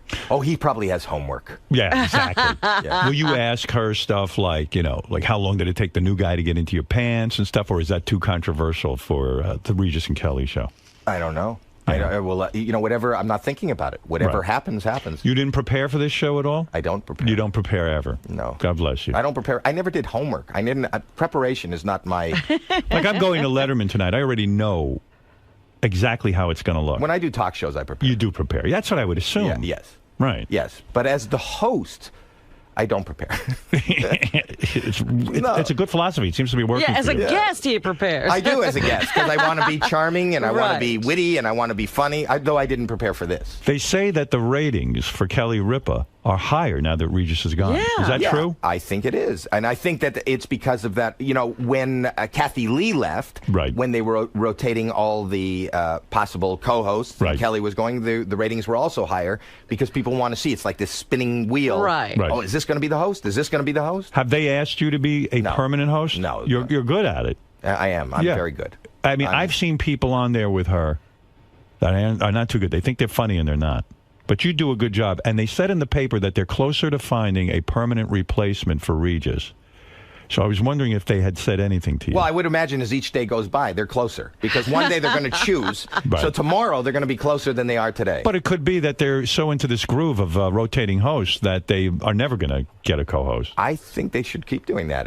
Don't you think that would be a good show, that they can continue to do that? Do you like doing that show, the morning show, and being the co-host? Yes. I think that Kelly is brilliantly funny. Do you find yourself biting your tongue, though, because it's so... Yes. In other words, the things you really want to talk about, you can't. No. Right. I can't. You know that. That's the secret to success, biting your tongue on some of these shows. I wonder if you're going to bite your tongue at all on America's Got Talent. Well, of course. I mean, listen, first of all, I have to bite my tongue, or else I'll end up taking over the show and turning it into the Howard Stern show. Like you said, you resist turning it into the Howie Mandel show. I've got to be able to do that. And secondly, I got to be able to realize that it's a network show that's kid-friendly, and it's about me being a judge. But that's what I say. I don't know, you may have seen some of the interviews that I've done about you joining the show. Yes, you've been great. You have been nothing but a very responsible broadcaster. I mean, the language and whatever happens on Sirius is different than what happened on terrestrial radio, right? Listen, I'm going on Letterman. And you went tonight. on Letterman. I've seen you on Letterman dozens of times. And Leno, you've never crossed the line beyond standards and practices. Yeah, and if I have, whoops. All right, listen. Watch Howie. I've been such a responsible broadcaster. Thank you, Howie. I think you have. Go watch some of my old shows. Watch Howie Mandel host Mobbed, premiering tonight. Yeah. Tonight is the big night, 9 o'clock on Fox after American Idol. Yeah, and next Wednesday, too. And Howie's a great guy, always been a friend of the show. Our co-workers. Now we're co-workers. Isn't that amazing? Colleagues. Robin, tell Howie what a delight I am to work with. He's in for a real treat. You're in for the time of your life. Tell him how much fun I am. Tell him how fun his partner I am. in crime who is hermetically sealed in another room. Well, what's funny is that, you talk about trying to reach me on the phone. Robin and I spend very little time communicating outside of the show. Right, because you spend 4 or 5 hours. Yeah, we see each other all day, and she's got a life and I got a life. But a call back would have been nice. Yes, Robin. Do we ever call each other back? Never. No, never. You leave a message and you let it go. And you let it go. Listen, Howard, stop calling me and harassing me. I'm here with Mike Marks. He runs my company, and he's a fan. Wait. He's a huge fan, and he wanted to know if he can get a picture of you. Now, this is, but not. He doesn't have a camera. He does sketch artist. He's a sketch artist. He wants to sketch us? He wants to. Can he come in for like 10 minutes and just sketch you? Sure. Yeah, absolutely. That's what he does. I don't mind. Go ahead. That's what he does. See, you don't get under my skin like with Piers. You amuse me. So Mike Marks can come in and just draw you? Sure, absolutely. Okay. For a good hour. All right, Howie. Yes. Calm down. All right. Everything will be fine. And stop worrying. That's my advice to you. Okay. Howie Mandel. You're going to teach him what worry is, I think. Oh, he doesn't even know. Worry. No. Oh, you're going to learn new neuroses Wait from till me. you're around me. It's not good for two OCT people to be together. Really? me. You will be out neurotic by me. No. You've never met anyone like me. I can't wait. This is going to be the season of all seasons. This is the think we're in. television explosion of the century, of the decade. Can't wait. I can't wait. Can't wait. Howie, in classic Howard fashion, he's overanalyzing something before it even starts. Right. Your best advice to him is was to just... any job I've ever had and anything that I've ever done in show business, and I've been in show business for 35 years, it's the only job that there's no skill involved, there's no planning involved. You can be an idiot. Just be honest, you know, and that's all. That's the only advice I have. Just do it. I think that's Nike's advice. but don't think about it. And in turn, the great off-the-cuff impromptu moments will happen. He's a witty, smart, intelligent man who you know, has an opinion, and if he's just brutally honest and doesn't think about it, he'll enjoy it, and we'll have the best results we can ever imagine. Basically, he should follow the same template that he does for his own radio show. I mean, No, I believe on his radio show he does a lot of preparation and knows where he's going. Right, you but know? from the honesty and Yes. that standpoint. Yes. All right, Howie, good luck. See you later. All right, Lisa. Talk to him. See you in LA, man. Yeah, see you, Ronnie.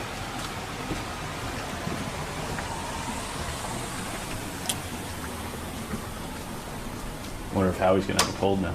Oh, stop it.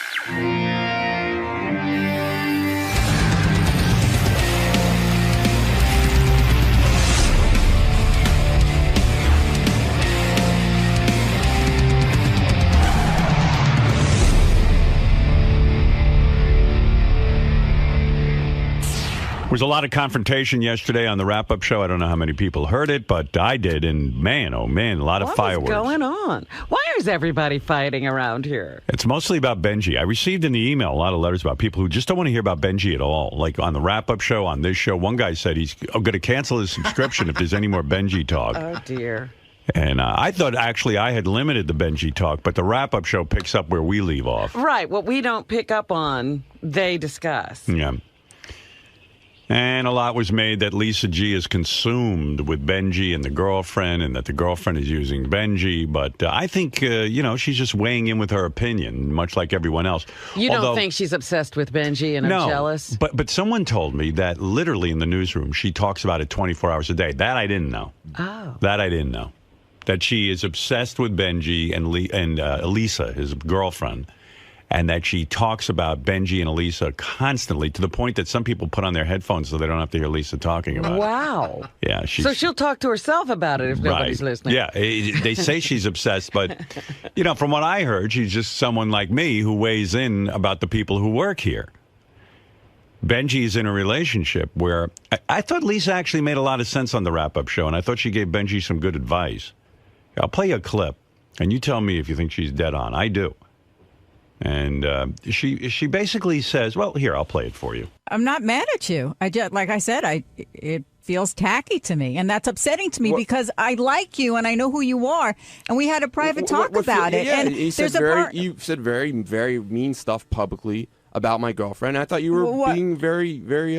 What did she say that was mean? I'm not going to repeat it. Well, I think the comment was in one of my pieces. John will repeat it. Lisa called Lisa's career a non-career. No, I said... referring to her musical ability. No, I said Benji's trying to be a hero to a non-career. That's what I said. Lisa's memorized the line. So Because that I was know that was hurtful, a strike. and I apologize. No, you never. Actually, you said I'm sorry. You kept saying I'm sorry if that hurt your feelings. Didn't you never also said apologize for saying it? I think you said it. I don't know what your rage is about it. What your upsetness is about She's not a rage. You haven't heard what everyone has been saying here. That So why do you? Why are you? Look, why are you if giving? she's that talented, she'll be fine on her own. She's getting noticed. You can take a breath about it, Benji. Okay, what if I feel like you're in this like trance about. Oh my God, I have to get her a career or a recording contract. It will I happen. enjoy being part of She's this. being meant. Yeah, but it just feels like too much. Well, It doesn't feel organic, that's for sure. It does not feel to anything. It feels very manufactured. It was almost like an intervention yesterday on the air because what Lisa says is true. I mean, Benji is obsessed with getting his girlfriend noticed to the point that I think Benji thinks this is his cachet with her. Yes. That as long as he keeps her career going, she'll remain interested in him. And if Benji was honest, and I could actually talk to him about it, which I won't even attempt, I believe that he would relax a lot more if he stopped all this and finds out whether she loves him for him. Dude, you are being so... I think Lisa made a good point. Honestly, pal. What's the point? The point is... Let me ask you a what favor. you just asked me. No, let me ask you a favor, because what you guys do, you put things so generally where you can't... I'll be respond to it. specific. Be as specific Okay. as possible. It seems to me you're devoting a tremendous amount of your personal energy to promoting Elisa's career. And even on the air, where you were one of those guys I sort of admired, you never really like plugged everything to death. And, you've had your little plugs and things with that party planning thing or whatever it is. I don't know, stripper parties or I don't know what you had, but everybody plugs. It seems like you've amped up a lot. And it seems like a lot of pressure on you to keep her in the limelight and to keep her career somewhat going. Like, that's your cachet with her. She, like, I could even hear, like, the brother on the news saying you're a great guy. Now you have her brother on the radio and you have her parents on the radio. And the news department covered it. But I feel like that's your being a hero. That's what's important to her, and you're coming through in spades, and it's keeping her interested in you. Okay, so I think you're feeling a lot of pressure. I don't. You don't? Okay. Her brother... Well, I thought Lisa made a good point. Her brother and her family came to our show on Monday night, and the news interviewed them. Yes, and I think that's the type of energy you want to keep coming her way. It's very important. Okay, but there's two different issues. You're saying, one, I'm trying to do this energy, and two, I'm doing it because I'm scared I would lose her if I didn't. I think you think that's your... this is a girl who wasn't that attracted to you or into you. And ever since, you've been running around on TV trying to get her name mentioned. I mean, you were the guy who got beaten up by a CNN guy just trying to yell out her name. You work for the Howard Stern Show.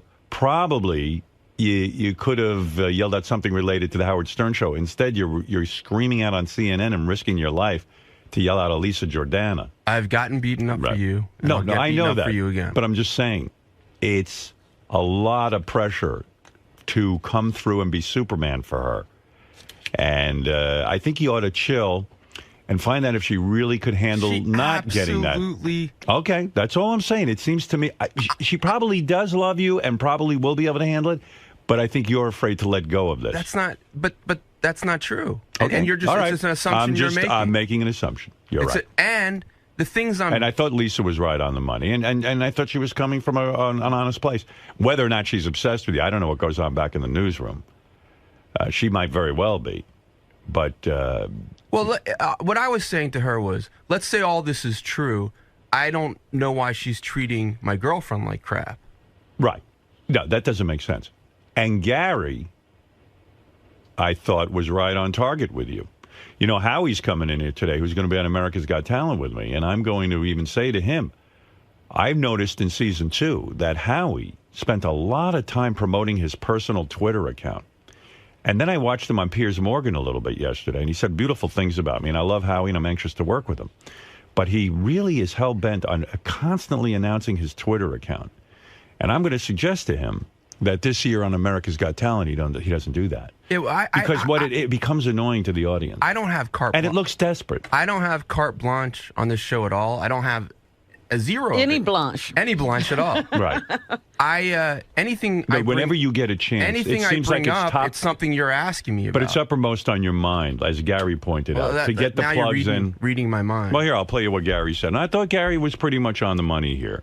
I feel like you're becoming like Jackie, like you're crowbarring in plugs, and I feel like it's become about plugging everything that you do. You don't reel it in at all, and it's getting tedious. And I almost feel like Howard's the sleeping tiger, and you're poking him. One day he's going to get up and it's just going to go, enough of this shit already.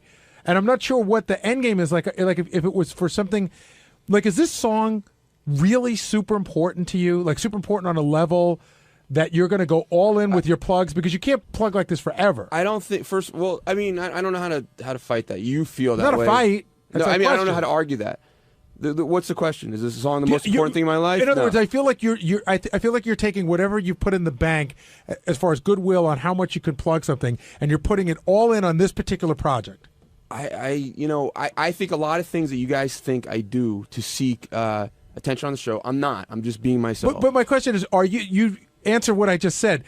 Everybody, we all know that we have. You're saying your question is, do you still beat your wife? Kind of question. That wasn't what I said. No, it's that kind of question that it presumes. It's not. It presumes some guilt. No, it doesn't. I'm saying that you're taking all the goodwill you built up and you plug day and night. That's not bullshit. That's a fact. No, but I don't think I do, Gary. I plug day and I do plugs on the show that we're given the opportunity to do. You bring it up whenever you can, and you do whatever you can. Wait a second, and you do whatever you can to draw attention to having people talk. It's not an interpretation. It's a fact. Are you talking about the writing on the hands, Gary? At least, and you were very not truthful today. You did say to me off the air yesterday, I thought about taking off, and I thought, why should I do that? I thought about that, the fact like I did it for a purpose of that. Hey, this is something like when I want to look at it, I can look at it and it'll help me learn the lyrics. And then right before I got in work yesterday, I was like, fuck, you know what? They're going to give me shit. They're going to say, because they always think I'm doing shit for attention. Right. And I'm like, because they think that, maybe I should wash it, even though that wasn't the reason I put it on there. But I said, fuck that. It's something I would do for a purpose, not for the attention. I'm not going to just change things so they don't think I'm seeking attention. That's what I said. And I think that you took part of that, but you didn't take the full thing. Well, I think you said, I thought of their feelings, and I thought of my feelings, and my feelings were way more important than what their feelings are. That's what I'm hearing. No. But that's what you're saying. I'm saying that you would have listened to me clearly. I heard you. Okay. I heard everything you said. You thought I did it for a certain purpose. I said, that's not the purpose I did it. But it hit me before I got here that you would think that. But I said, you know what? What I'm doing is not a bad thing, and I did it for another purpose. I'm not going to change it because... I'll give you that you did it for whatever purpose you want. Say you didn't do it for the purpose of getting on the air. I'll give you that. But you realized that it was going to be a distraction, and you said distraction... How is it a distraction? Well, Benji, don't be fucking stupid. Don't that bullshit about... Of course it's a distraction. Everybody fucking noticed it and handed Howard a note. It's weird. You're fucking writing on your hands. It's odd, and everybody noticed it. Don't act like it's not weird or a distraction. I don't think it's that weird or that much of a distraction. It is a distraction because you hand me notes and things. I'm looking at your hands on that little machine there. And in all the years he's been here, he's never written anything on his hands. No, but for Elisa Jordana, he's putting stuff on his hands. You saw notes on my hand through this machine. Yeah, I did. When you all of a sudden I went, oh, wow, what's that? I thought it was weird. And then I went, oh, it's Benji's hand. You really noticed it that way? Yeah, I did. I noticed it. I'd forgotten. Someone had said to me, Benji's writing on his hand. I said, I'm just not going to deal with it. And then about about 2 hours into the show, or whenever I brought it up, 3 hours into the show, all of a sudden I saw, oh, there's something all over his hand, and then I couldn't ignore it anymore. Okay, well, I'm sorry. I didn't know you could see it through the machine. Yeah, but people can see it. You do know. In other words, a lot of your energy, where it was devoted more toward the show and coming up with funny angles, is more devoted now toward getting your girlfriend's career on target. Writing on my Gary's making a good point. It's something to think about. Okay. He don't fight it. Gary's a pretty astute guy. He's not doing it to pick on you. I really don't think Gary has a bad bone in his body. Out of all the vipers in this room, and believe me, there are many, I think Gary's the least. Can I just say something? Viperish. My frustration with Benji is not over what he's doing so much, although there's a lot of it is that. But whenever you say to Benji, why are you doing this? He goes, I'm not doing that. You're crazy. No, and he doesn't acknowledge it. But you do know, would you acknowledge to me that you are very consumed with getting her career mentioned or on track or getting some sort of traction for her. Do you feel that at all? To an extent, yeah, okay. but not like I don't feel it's out of some desperation to get her to love me. She loves me. I think it's your cachet. It's what you bring to the table. No, I think it's. She's not attracted to you physically, but she absolutely is.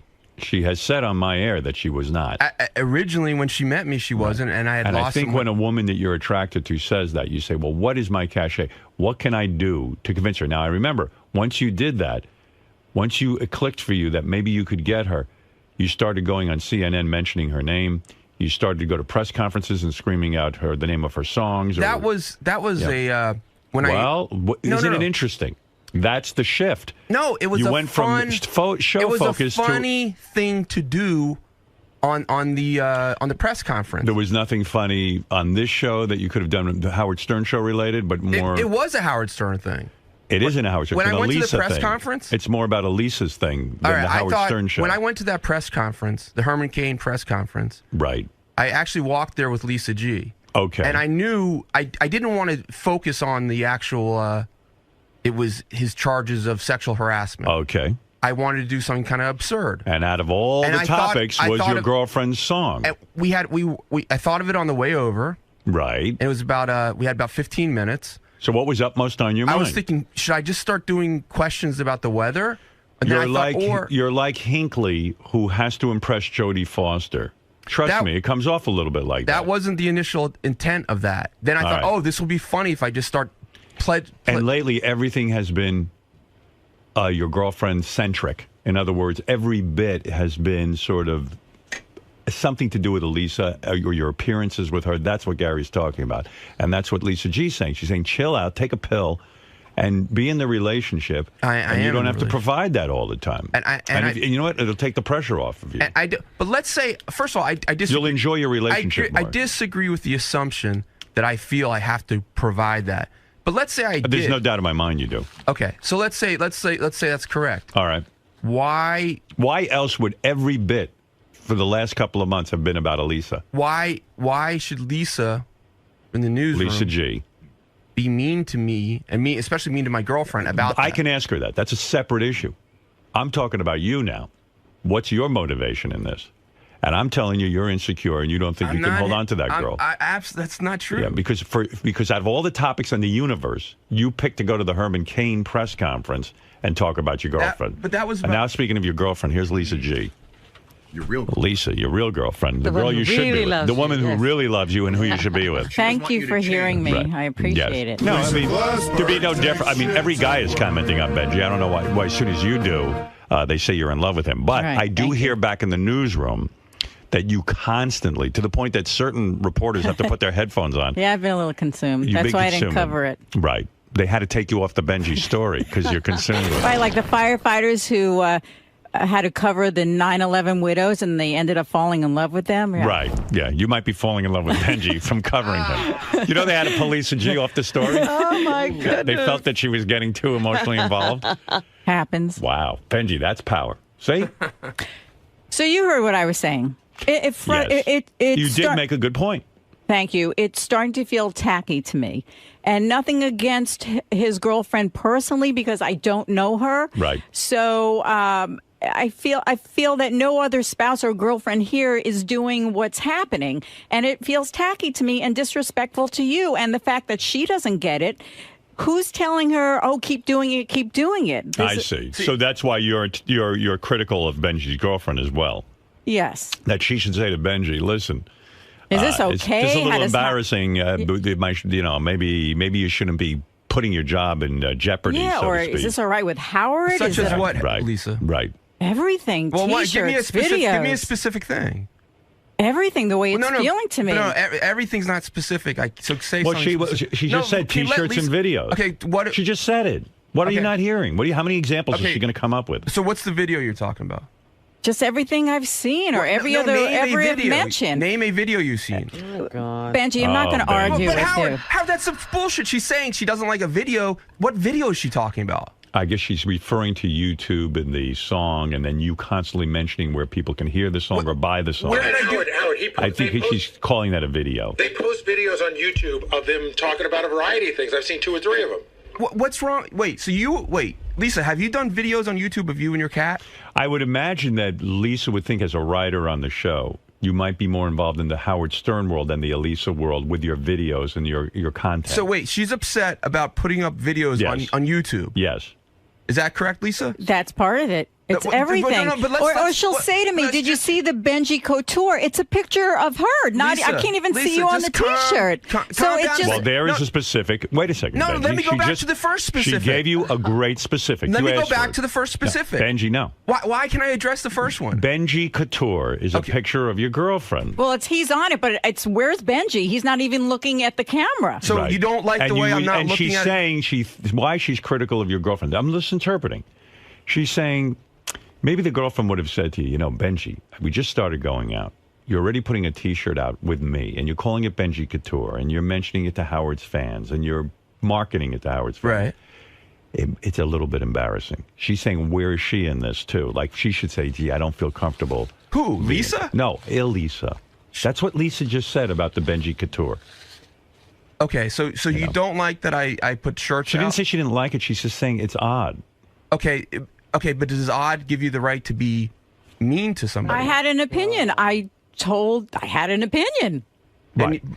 I can understand. No, I know you've hired a personal publicist. I know you just did that. And I know that you have a and I don't have a problem with that. I think you should build your career. But the sad part in this, you know, I just hired a personal publicist. Yeah.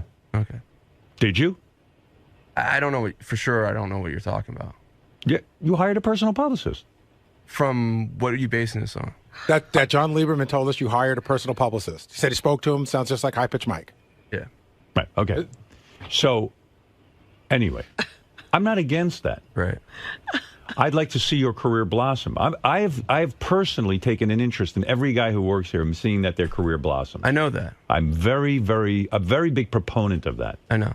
I applaud John Hines' efforts. I applaud Ronnie's. Anyone I can see. Sal, Richard, you. I'm not against that. No one's jealous. Right. When it comes to your relationship with your girlfriend, I question whether or not you're feeling a lot of pressure to come through for her. It seems like there's a lot of Benji, Elisa bits going down, and a lot of thought going into the Benji Elisa promotion on your part. Okay. And I think that a lot of times it gets confused because when you could pick an opportunity like in CNN or one of these Herman Cain press conferences, it might even be one time funny to mention your girlfriend's name. But to constantly have it on your brain seems to indicate to me psychologically that you have a lot of internal pressure to be Superman to her. Okay. And I know that pressure. I'm not saying I'm foreign to it. But it's a sad kind of statement. It's a sad situation for you. To me. I think to Lisa and to some other people around here. I don't feel that pressure, but I can't convince you that I don't. Well, it's odd that out of all the millions of topics, that's the topic that keeps coming up. You came up with a T-shirt, and it's basically a picture of your girlfriend T-shirt with you kind of there, and it's called Benji Couture. And you kind of just met her, and it's a money-making enterprise. Okay. And, it's... I take advice from a guy who's had a pretty successful career. That's me. I'm not in the T-shirt business. Right. I don't sell T-shirts, and there's a reason I don't. But I certainly I'm not going to market a T-shirt about Beth and myself and sell it to my audience. Now, I know you're in a different situation, and you're hungry to get something going. But pick and choose. Even when you go out and record a bit that's going to be on the air, pick and choose what your comedy's about. Shouldn't always be about Elisa. Sure. All right.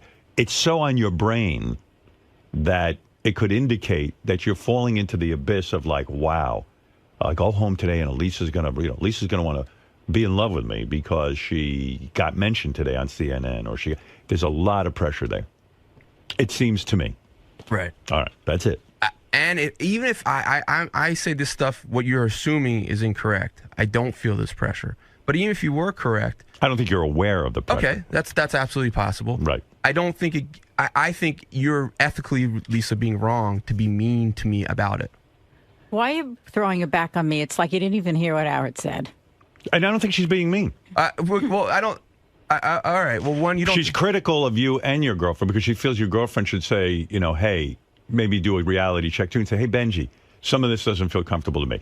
But that's irrelevant. I'm talking about you. I'm not talking about your girlfriend. I don't know your girlfriend.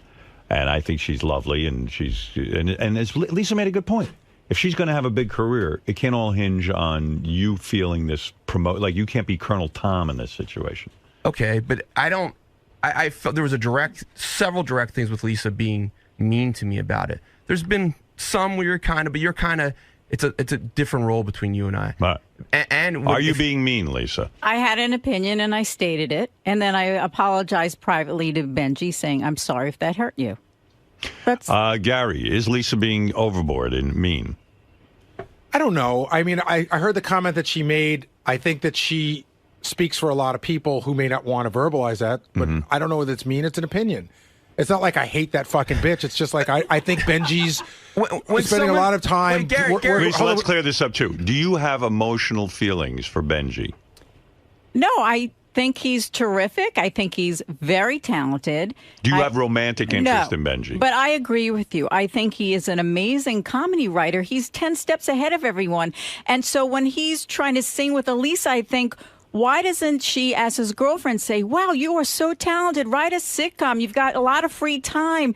Write some jokes. Exactly well, that's what not you her were role. saying. That, you see, that's where you're overstepping. All right, but because that's not who she is, or maybe she is that person. You don't know what she's doing. But like I said to Benji, that's my issue. Right. That's what I said yesterday on the wrap-up I think show. you were more on target when you said to Benji that she's going to make her own career, and you don't have. And you know what? Chill out and let things happen if they're going to happen. You don't have to constantly be promoting. You know. But I know you're spending a lot of time thinking about Benji. That's why they took you off the story. Because I heard that on late Friday night you were texting John Lieberman about the Benji T-shirts. I mean, it's a Friday night. You're home. Like, yes, you're overly involved. Well, not anymore. Right. They took you off it. They took me off it, and you're discussing it now. I feel so much better. Right. I feel like someone heard what I was trying to say, so it makes me feel good. You were saying that the judgment was you can't be professional about this issue. No, that's not what I said. My boss thought it would be better if John covered the story because it was a live performance. I'm busy doing the news. Why? Why are you not weighing in? I could care less about Benji. I'm with the audience. Well, listen. Too much Benji. You think you're disgusted. You don't want to hear about Benji and his girlfriend. Benji is not real about anything. Benji's not in touch with anything. Why are you having a discussion?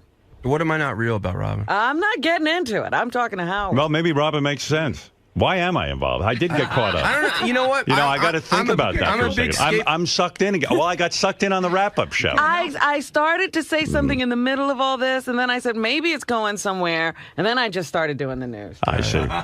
All right. Robin, well, maybe you make a good point. Robin, what you know? Maybe all of this Don't call my name, Benji. I'm not What happened to you, like, trying to be a better person and not, quote, emasculate people? She didn't. I talked to Howard about this. I called on her. Pretend you're not here. I'm here, and when you say something again, pretend you're not here. Benji, why don't you pretend you're not here? When you say that's something, not emasculating. Very helpful. I don't think you emasculated. What am I not real about, Robin? Well, listen.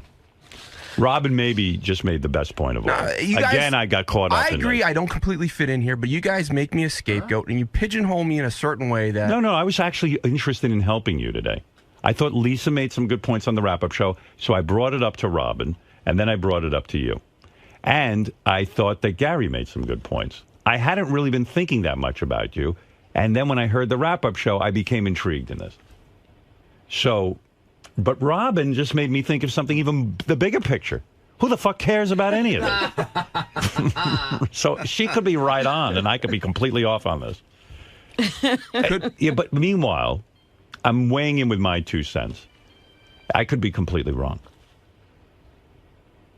Here's my point. Benji doesn't take advice. Right. Why am I wasting my breath is what you're saying. It's true. You know what? You're right. God bless you. Okay, goodbye. All right, goodbye, I've Lisa. got things to do, big stories to cover. All right, let's talk about Fred. Now, there's a topic everyone loves. Good. You gave me a reality check. Okay. All right, good for you. Score 1 for Robin.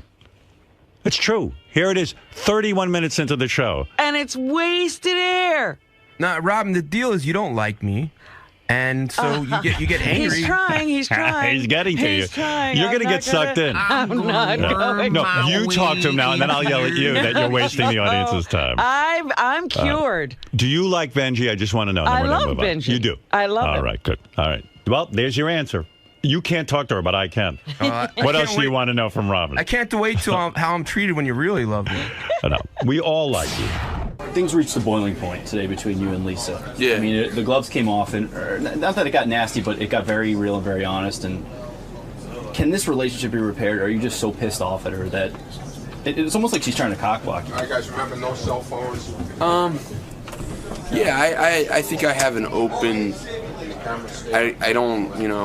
I don't like some things Lisa has said and done, but doesn't mean I have a permanent dislike of her. I like her, and we'll see what happens. She made the prediction to me earlier that you and Elisa will be broken up by May at the latest. Well, that's cool. I mean, I think it's very easy to predict couples will break up because most couples do break up. Very few stay together. So I don't feel that we will, and I hope that we're not. But if we are, it'll be because that's how things evolve.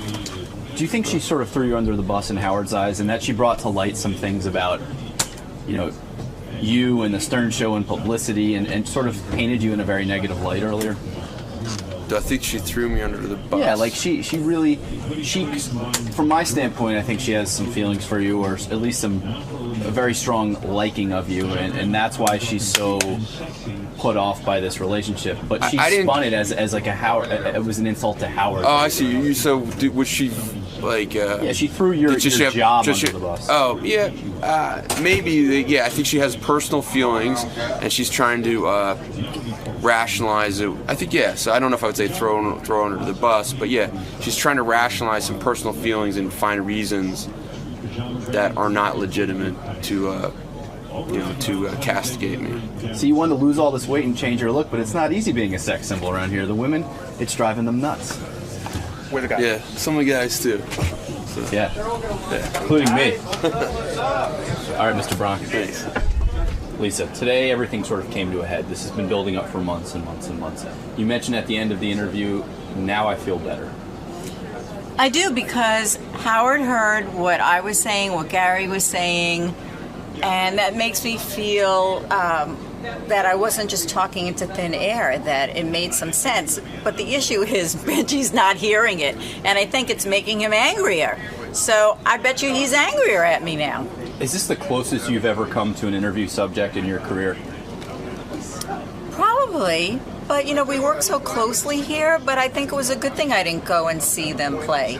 I would have liked to, just to hear what the music was, but I just don't understand why he feels he has to sing with her.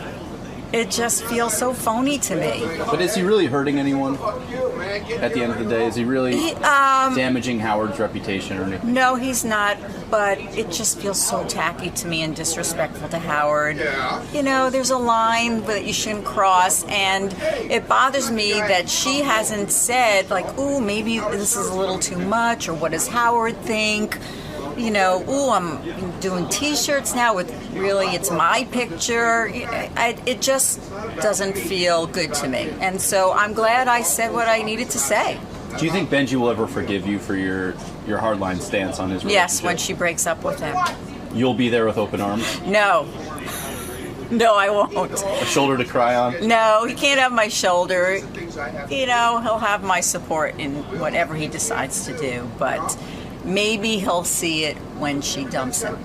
And look, these words might come back and bite me if they get married, but I was going to say, do you think she will, if you were a betting woman, would you say that Benji will be dumped by Elisa eventually? Yes. May. You're predicting by May? Yes. All right, you heard it here first. Okay. Thanks, Lisa. Bye. Bye.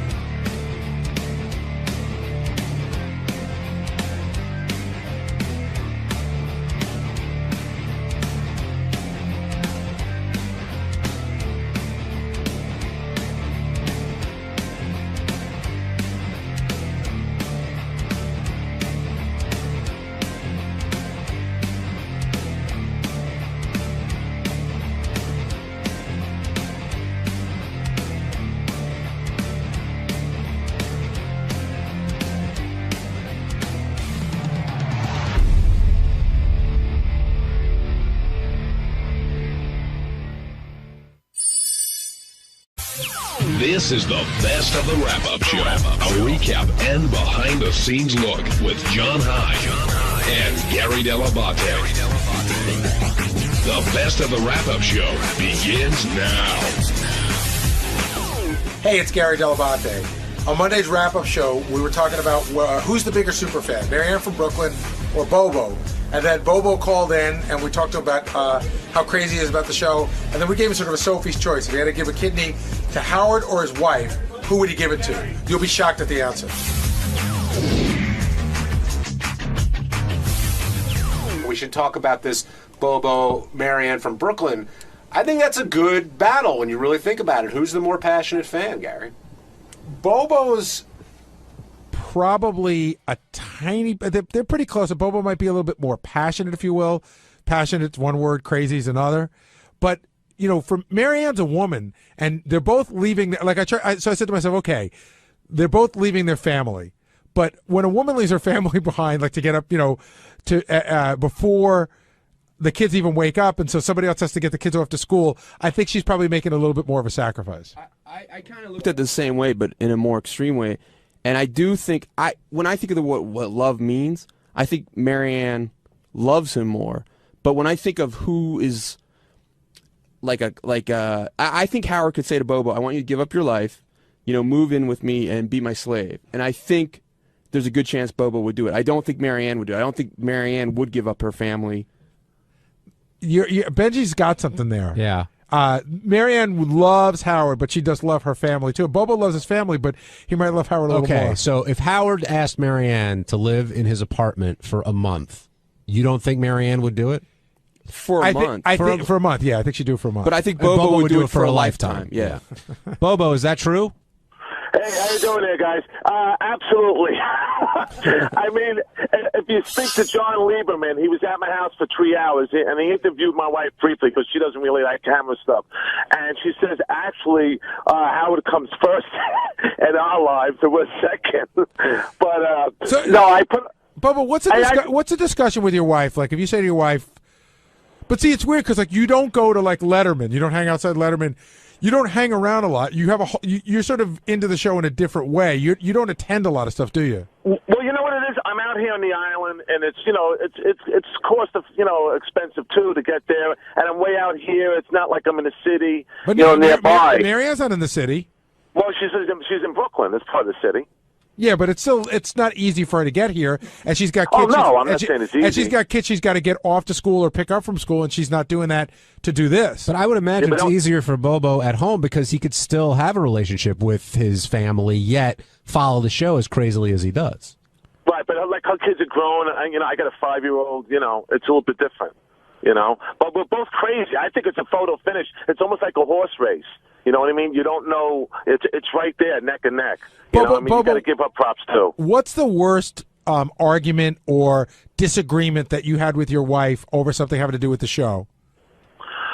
I think it's the amount of time that I spend. You know what I mean? Like, I have to learn to, like, we're out to dinner or something. She says, you're always working. I love Howard, but you're always working to dinner about the show. Could this be about us? I go, you know what? You're right. And then I got to catch myself. Was there? It's just shutting that switch off. Was there ever a specific incident or event that happened where you chose the show over something at home? Yeah, going to the Superfan round table, which I'm doing Wednesday. We had something planned. I go, listen, hon, I got to do this. She knows how passionate I am. Well, like here's a perfect example. Like Valentine's Day is coming up. So if you guys had made great plans for Valentine's Day, but then you found out that Howard's doing, something for America's Got Talent on TV on Valentine's Day, and you don't want a TiVo, you want to watch it. Is it one of those things that you would fight about, or do you just assume your wife is going to understand that that's what it's got to be? Well, on a day like that, no, it's got to be dedicated to her, because she is passionate. I mean, been patient with me with everything I do, But there have been times where I got caught up, and I did, that did take precedence over what we were doing. The classic Sophie's Choice question, like, they both need your kidney to survive, and one's going to die, one's going to live. Who do you give it to, Howard or your wife? Oh, my God, you asked me that question. I would have to go to my wife because, she's the mother of my kid, but, I love Howard so much, man. I don't know. Howard would be gone, Bobo. I mean, if you made that choice. And if you make him survive, he'll know the rest of your life you're the one who did it. Yeah, I can't make him die. No. Would you give one to each and just let yourself die? Wait, you can't. Yeah, make him, I'd probably do that. You can't make him die, so you'd let your. No, I can't. I can't let either of them die. I think I just check out. No, what do you? So seriously, you got to do one or the other. One. You got to pick one. Got to pick one. Oh my God. I know my wife's going to kill me, but I got to go with Stern. No, I can't. I can't because she's the mother of my kid. You know what I mean? I'm not that far off. That's if I didn't have my kid, it's different. Yes, John Lieberman. Even though I love my wife, but still. Well, you guys will get a kick out of this. I spent a lot of time with Bobo. Bobo's therapist told him that he needs to do something to back off the show a little bit. So Bobo suggested maybe he won't listen to the wrap-up show live. Maybe he'll just listen to it on replay. Hey, Bobo, what's up with that? That was what the concession he would make to his therapist. But I interviewed his wife as well. It's a very telling interview. She says she understands that she knows she will always be second. She will never be Howard Stern in his life. Yeah, Gary, I guess that's the bargain you make if you're going to marry Bobo. Well, that's true, too. When you guys got married, because I remember meeting your wife when you guys were dating, so she knew very well what she got into, correct? Oh, yeah. I mean, I didn't introduce until I was in Huntington at a restaurant there, and I said, oh, by the way, I'm, do stuff for the show. And, I gracefully worked it in that way. So she knew who I was. If we talked about this, stop me. Was there a Mrs. Bobo before the current Mrs. Bobo? No. Oh, so this is your first wife? Well, no, this is my second wife, but my first wife did not. I was Bobo, but she hated the show. She hated Stern. Oh, I see. So she just didn't go by the name Mrs. Bobo. No. And Dawn's proud. She's proud to say that because she loves Howard. But did the show have any effect on the ending of your first marriage? Yeah. Absolutely. What happened? Absolutely. I had now it wasn't a shrine like I have now, but I had stuff on the walls and stuff like that. And she used to get crazy at times. And enough with Howard Stern. We go here, we go there. It's always about Howard Stern. And she tore my stuff down. I go, that's crazy. You don't do that to me. I worked my damn ass off, and I said, this is my enjoyment. I said, I'm out of here. And that wasn't the deciding factor. But you know what? I gotta find someone who likes the same interest I have. Wait, Bubba, you walked out on her, or she walked out on you? I walked out. I said I'm done, and she wanted me back, but I said I'm done. I'm out of here. Did you pack up the shrine as you walked out? Well, I didn't have like a per se shrine. I had everything in boxes and tapes, but now it's full. John could tell you everything's displayed. The shrine is bigger than most New York City apartments. Is that right? Just the shrine. Oh yeah, it's huge. And my wife was very good about that, taking a part of our home. And I didn't even notice. She's surprised. She goes, we had workers come in do the work, and she goes, I go, what's this gonna be for Nick? And she goes, no, that's for you. I go, you kidding me? She goes, no, I know how much you love the show. Bubba, what's the one item that you own that is in your mind the greatest item, artifact, or piece of memorabilia from our show? Probably the Leroy Neiman, replica, which is signed and framed. I like that, and that's probably a dead heat with the Crucified by the FCC box set. That means a lot to me too. And that's signed also? Yeah, I think so. You're trying to acquire Casey's foot. Hey, Bubba, why does your therapist think you need to back off of the show? Well, because, my wife told him things like, he's too crazy, maybe you can get him to calm down with it and, have time. So what I did is, like, after you guys are off, I put on the dad hat, and then I do what I got to do, you know what I mean? And I become, And do me a favor, if anything, you should listen to Black on Black on delay. Stick with the wrap-up show live. Yeah, keep us live, Bobo. Yeah. No, I will. Riley or something like that, or Jackie. Listen to Jackie on delay. All right, thanks for calling in. John, can you give us a quick description of the shrine? Oh, I mean, it's almost hard to describe in words. I mean, everything that Howard's ever done, said. Bobo has notes dating back 25 years, his own personal handwritten notes that are dated with the questions that he wants to ask when he calls in. Piles and piles of notes, cassette tapes dating back 25 years. He's recorded every call that he's ever made to the show. He's recorded in some way, shape, or form. He went and got a new memory card for his cell phone, a $200 memory card, because all of his calls are programmed in as ringtones on his phone, and the phone couldn't handle all of the calls, so he got an extra card. I mean, what do you mean all of his calls are programmed as ringtones?